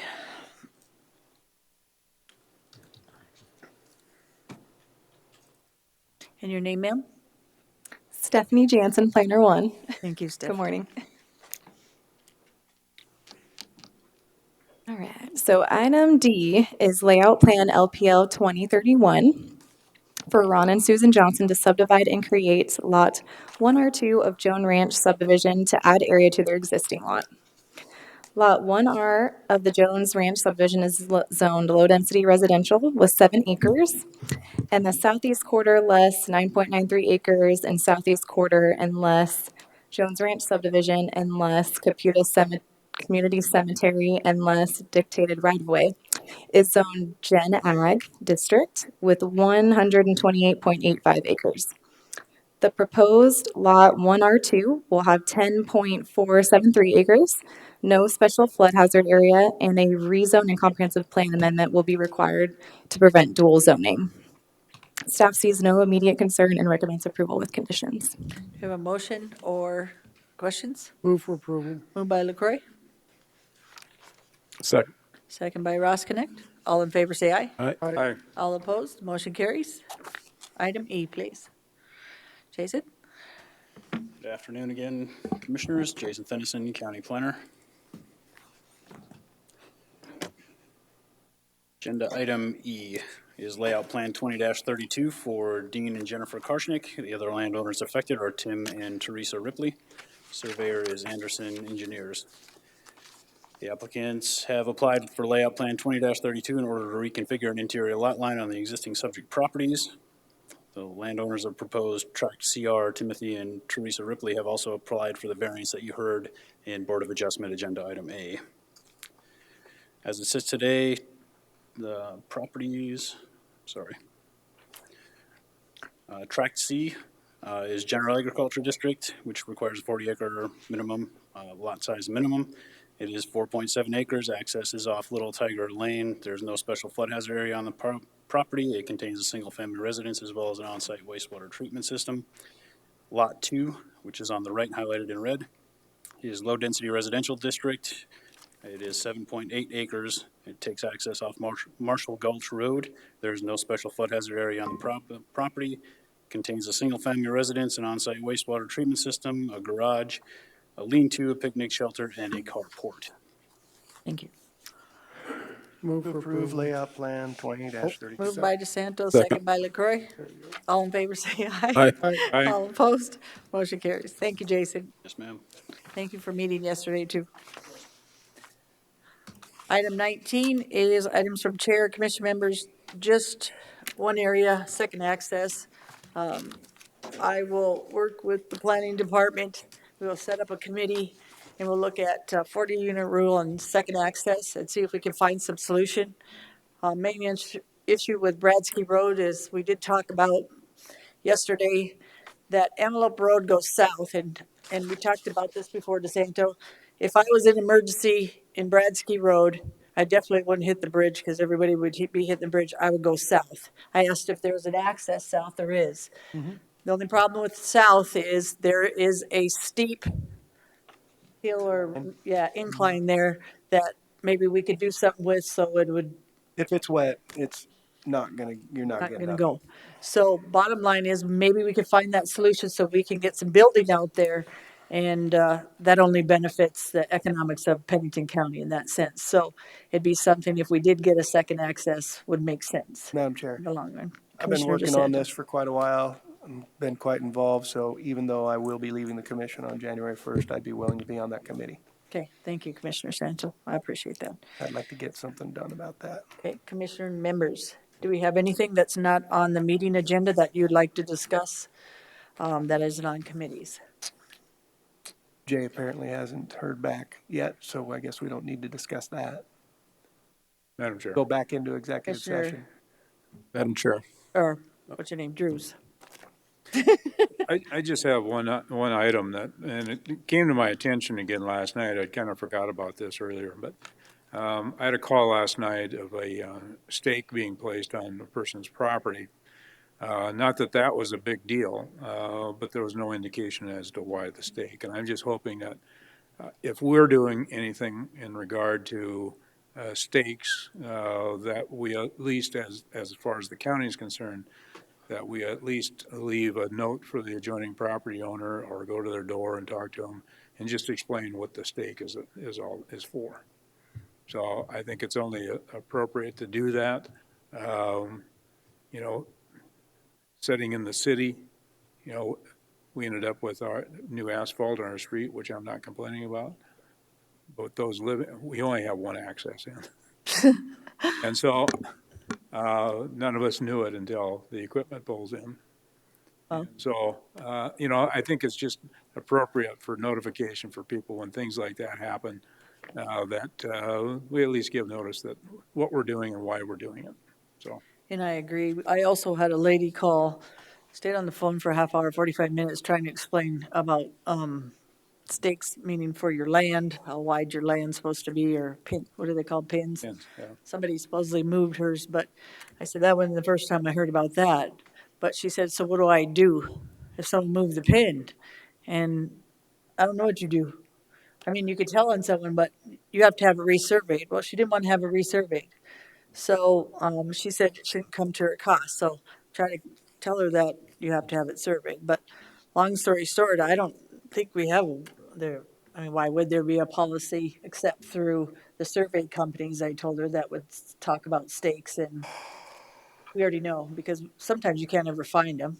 But I have heard that people have moved them. So I told her it was a legislative thing. Does anybody know if it is? Like, is it through the state law about You mean the penalty for moving a pin? Yeah. pins or how pins work, or, For moving a pin. so that's why I told her, But so you have to, prove it. and Yeah. I know who you're talking about, you have to have proof Yeah, she that did somebody talk to you. moved your pin. Better have your camera going. And this poor lady, you know, she doesn't know anything about buildings. She doesn't know too much about all of that. She just watched him move the pin, but you have to unfortunately, have to videotape or go get it resurveyed. I told her. She didn't like that answer, but because it costs her money and she doesn't have the money to do that. But I didn't, bottom line is I'm battling today. I didn't know if it was through the survey company. She has to call if somebody moved a pin. Is it a legislative or is it a law through, where would she find it? Well, she's got, probably with her title insurance, when she bought the property, it shows, there's probably a survey included in that showing where those pins were originally Yeah, you placed. could find them. So, but I don't know what what your course of action is. Well, your course of action would be go to the title company, get that survey, and check and see if the pins are still located in that position. However, in order to do that, you're gonna have a professional surveyor do it anyway. Yeah, right. And you're gonna have to pay them. But it makes sense what you said. There's a legislator currently working with the lady, and hopefully we'll get something resolved by getting someone to volunteer to Help her. survey her lot Thank you, line. DeSanto, because she was very nice, but I was sitting there like spinning because I'm like, Through this I for don't know 4 much about years. this. Thank you, by the way. Okay, and then let's get on to committee reports. Mark on weed and seed. Okay, weed and pest. Pest. We've established a new list with 8 noxious weeds on the list that we're trying to eradicate in the Black Hills and the surrounding areas. I do not have the list right now, but I'm going to compile the list with pictures so that we can put the pictures up there and so that people will know what these things look like, because many of the plants look very similar to other plants that you don't want to get rid of. The income from the shaded fuel break timber sales continues to support a significant amount of the weed and pest budget. I believe this year, don't quote me, but I think we made around $45,000 from timber sales. Haven't collected it all yet, but as soon as we get a contract signed with I believe the National Forest, then we'll be collecting the remainder of what we haven't collected at this point in time. Scott continues to thoroughly research and apply for state and federal grants and private grants as well. We get a lot of grants, believe it or not, from Rocky Mountain Elk Foundation and different hunting programs like that, youth hunt programs and stuff like that to help us with weed eradication too, because if those weeds choke out the food that we need for our deer and our elk and so forth and so on, or turkeys, then we'll have less game to hunt up in the Black Hills. There were a lot fewer applicants for the chemical reimbursement program that we have. If you get told that you've got weeds on your property that you need to get rid of on your private property, you can either hire us to come in and spray them for you, or you can go buy your own spray and spray it, and then we'll reimburse you for the cost of that spray. But we had less applicants come in because I think we gave less warnings that there was weeds on the property. What's the cost? What's that? What's the cost to do that? Do you know? If I was going to hire you to come out. I think we reimbursed $700 this year in Total? In costs. I believe we have 1,100 available. We hired, or Scott went up and looked at our weed problem, and we hired Warren Chemical to go up there, and Canadian thistle was the predominant one, and I think our cost from Warren was $800 or $900, and I could have filled out that application, but we just didn't take the time to do it. But I think it was 50% is what they would reimburse us. So it's a good tool. Just people have to know that it's out there. Right. So like I said, I'll come in at our next meeting and I'll have the 8 different noxious weeds and pictures so that we can put them up on the thing, so we'll know so the public will know what to look for. Obviously, Canadian thistle is one of them.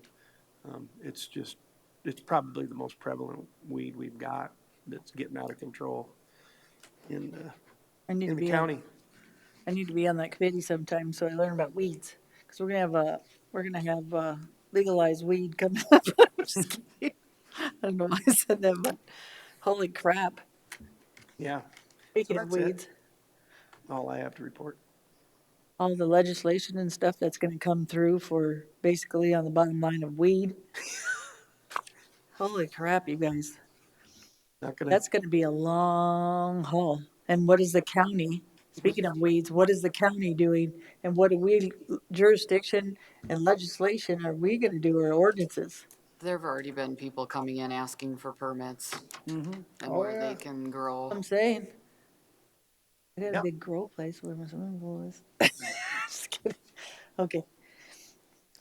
Non-committee would be, yesterday I met with Anna Hayes and Matt Bruner with Elevate Rapid City. And we just had a nice little discussion about the possibility of doing a discretionary tax formula for Pennington County, which is something that on the information I saw, surrounding counties did it. I think last year we did something similar to that for affordable housing, working with Dave Lusk. And so we're just kicking tires and looking at options. And I think Gary's met with these folks before, so Gary and I can figure out where we want to go from here. Committee reports, it's been a little over 2 weeks since our last building committee, and I think we did that here in person. So many things have happened, I can't remember, but I guess the thing that sticks in mind is we approved, I think, about $100,000 study for the courthouse, for the infrastructure of the jail.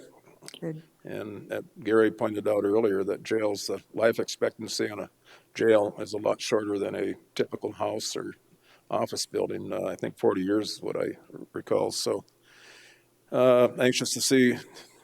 It's something out of sight, out of mind, but we know it's there. And hopefully if something goes south, we got a contingency plan on and how we're going to not only do the repairs, but how we're going to displace some of the inmates in the jail.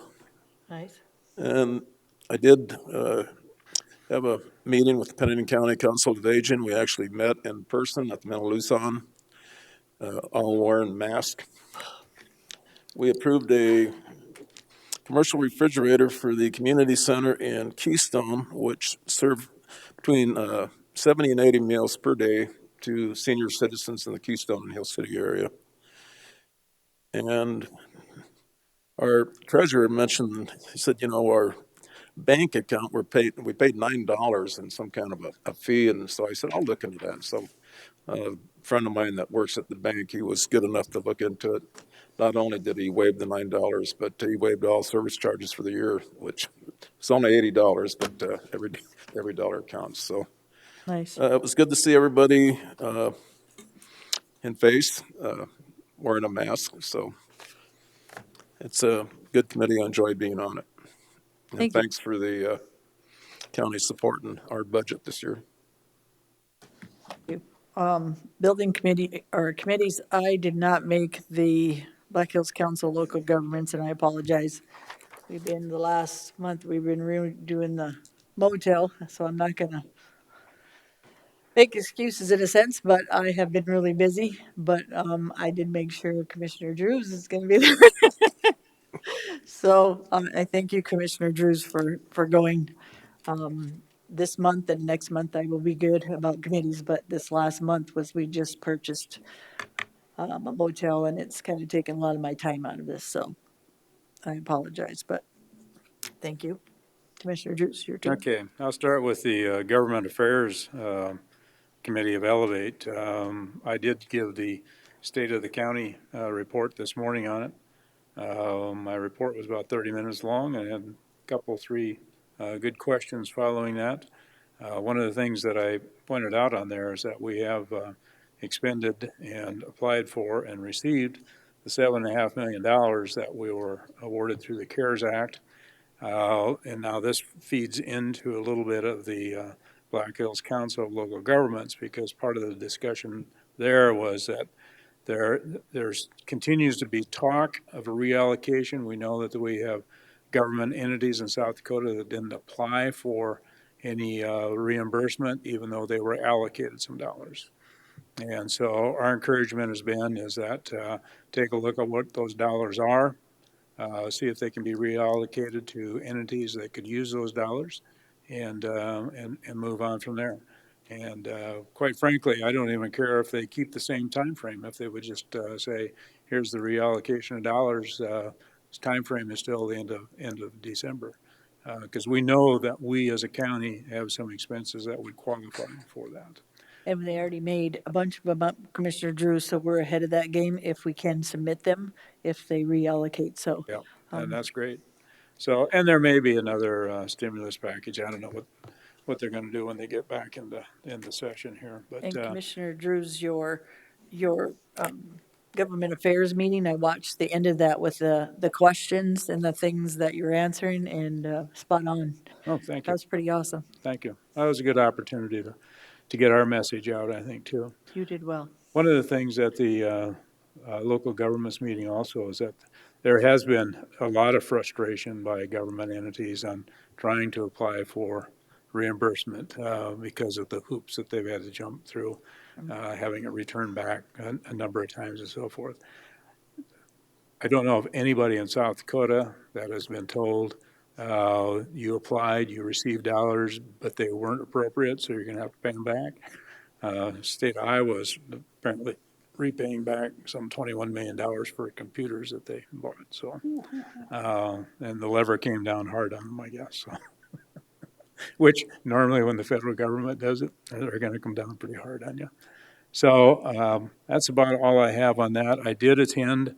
Ron was gone, so I did attend the meeting of the what's that advisory group name with the Forest Service? Ron. Black Hills. Up in Spearfish. Yeah. What's the gentleman that was up there? Adams. Yeah. Out of the supervisor's office and Custer. Okay. But it's an advisory board, is it not, to Forest Service? NFAB, yeah. Okay. So I attended that in Spearfish. It'll be 2 weeks ago tomorrow.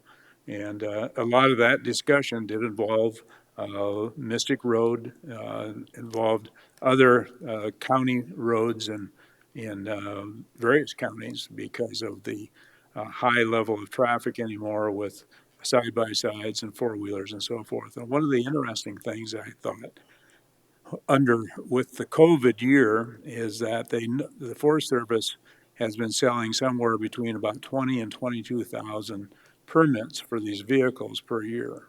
This year, that has shot up to about 30,000, as Ron indicated earlier today. And so they may have even been out of work, but they found time to go out and do some recreation.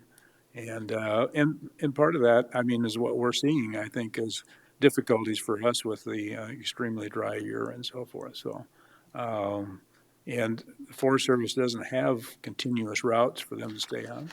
And so they do get off on the roads. One of the things that was pointed out, state of Colorado has a law against those being on any public roads.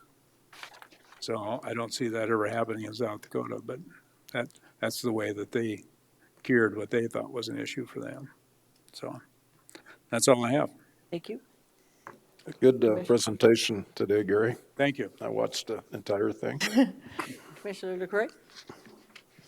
Well, that brings up, I was in Pierre and wasn't able to attend the Black Hills National Forest, the NFAB meeting, but I was asked to go to that I'm glad you went to that Spearfish one, Gary, because that was one that was brought up about the ATVs, and then during those NFAB meetings, they do have a subcommittee, and they have great talks about the trails. In fact, the year before, we did a tour of the Black Hills to some of the sites for those trails and how they're maintained and all the volunteers that go into doing that, because there's not enough money to keep up the trails, so there's a lot of volunteers. I just wanted to pass it on. But and their meetings are really difficult to get into. It's not just like signing into Zoom.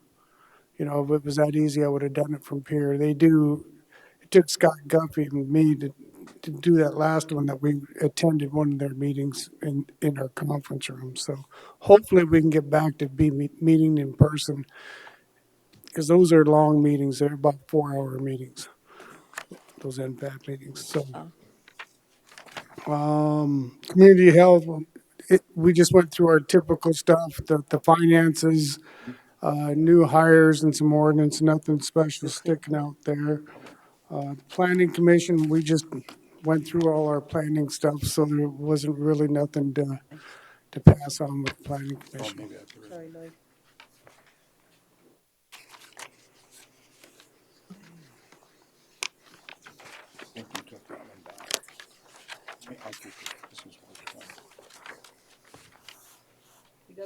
Yeah. Move to adjourn. Oh, We got- public. We got some reviews. Anybody from the public like to speak? Colin, you would like to speak? I Are you need you public? to approve the bills too, please. Okay. Vouchers are next. Sorry. Motion to approve the vouchers, So moved. So moved. No, and we got reviews. moved by DeSanto, second by Drews. All in favor, say aye. Aye. All opposed, motion carries. And then anyone from the public like to speak? You're public, okay, none, and then You move have- to go in executive session. Yep. We have two. So moved. You thought we forgot about you, didn't you? Wait a minute. I've been here All for in favor to hours. go into executive session, say aye. So moved. All opposed, Aye. motion carries. Aye. Who made, Aye. Drews made the motion, who seconded it to go into Um, executive session? No, DeSanto made the motion, Drew seconded. Ms. Kara, thank you. Motion come out of executive session. All in favor, say aye. Aye. All opposed, motion carries. Ms. Sandra, you're up. First, we have the performance and annual step for Jerome Harvey. I believe after his review, you decided on just an annual step. I would move to approve annual step increase for Jerome Harvey. Second. Been motion and second. All in favor, say aye. Aye. Aye. All opposed, motion carries. And the second is the performance evaluation for Superintendent Joe Miller. And you decided on annual and performance step for I Mr. would Miller? move to approve annual and performance step for Joseph Miller, effective date 12/13/20. Second. All in favor, say aye. Aye. Aye. Motion carries. Thank you. Thank you. And then executive session because of contractual matters. So moved. Moved by Drews, second by DeSanto. I guess. All in favor, say aye. Aye. All opposed, motion carries. I will be abstaining, so I'll be staying out here. Okay. Thank you. So Move to come out of executive session. Second. second. All in favor, say aye. Aye. All opposed? And then we are going to redo the evals on Joe Miller and Jerome Harvey. If you could make that motion. So I would make a motion to approve Jerome Harvey, Fire Administrator, for his annual step increase to $3,005.60 per pay period, effective date 12/13/2020. Do you know second. what the grade and the step are? We need the Grade and step. 21, step 19. Second. Thank you. Motion by DeSanto, second by LaCroy. All in favor, say aye. Aye. All opposed, motion carries. DeSanto? For Joseph Miller, I would move to approve both the annual step increase from grade 20 to grade 25, step 6, $3,412, effective 12/13/2020, as well as grade 25, step 7, for his discretionary performance step of $3,454.40 per pay period, effective date 12/13/2020. Second. Motion by DeSanto, second by Drews. All in favor, say aye. Aye. Aye. All opposed, motion carries. Thank you, Commissioners. I'd make a motion, we go back to executive session for contractual services. Second. Motion and second for contractual services. All in favor, say aye. Aye. All opposed, motion carries. Move to come out of executive session. Go ahead. Second. Been a motion and a second. All in favor, say aye. Aye. All opposed, motion carries. I'll be abstaining from the vote for the next issue.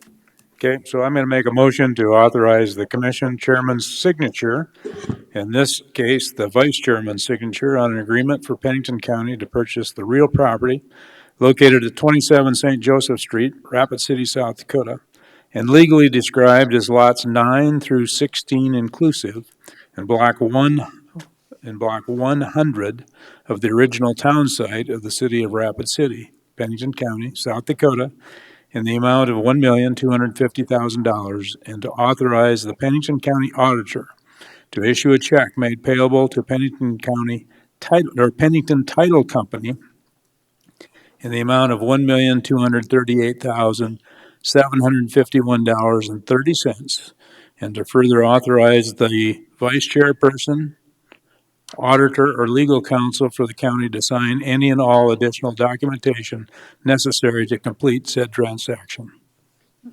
Second. Got a motion and a second. Further discussion? All those in favor indicate by saying aye. Aye. Opposed? Motion carried. Move to adjourn. Second.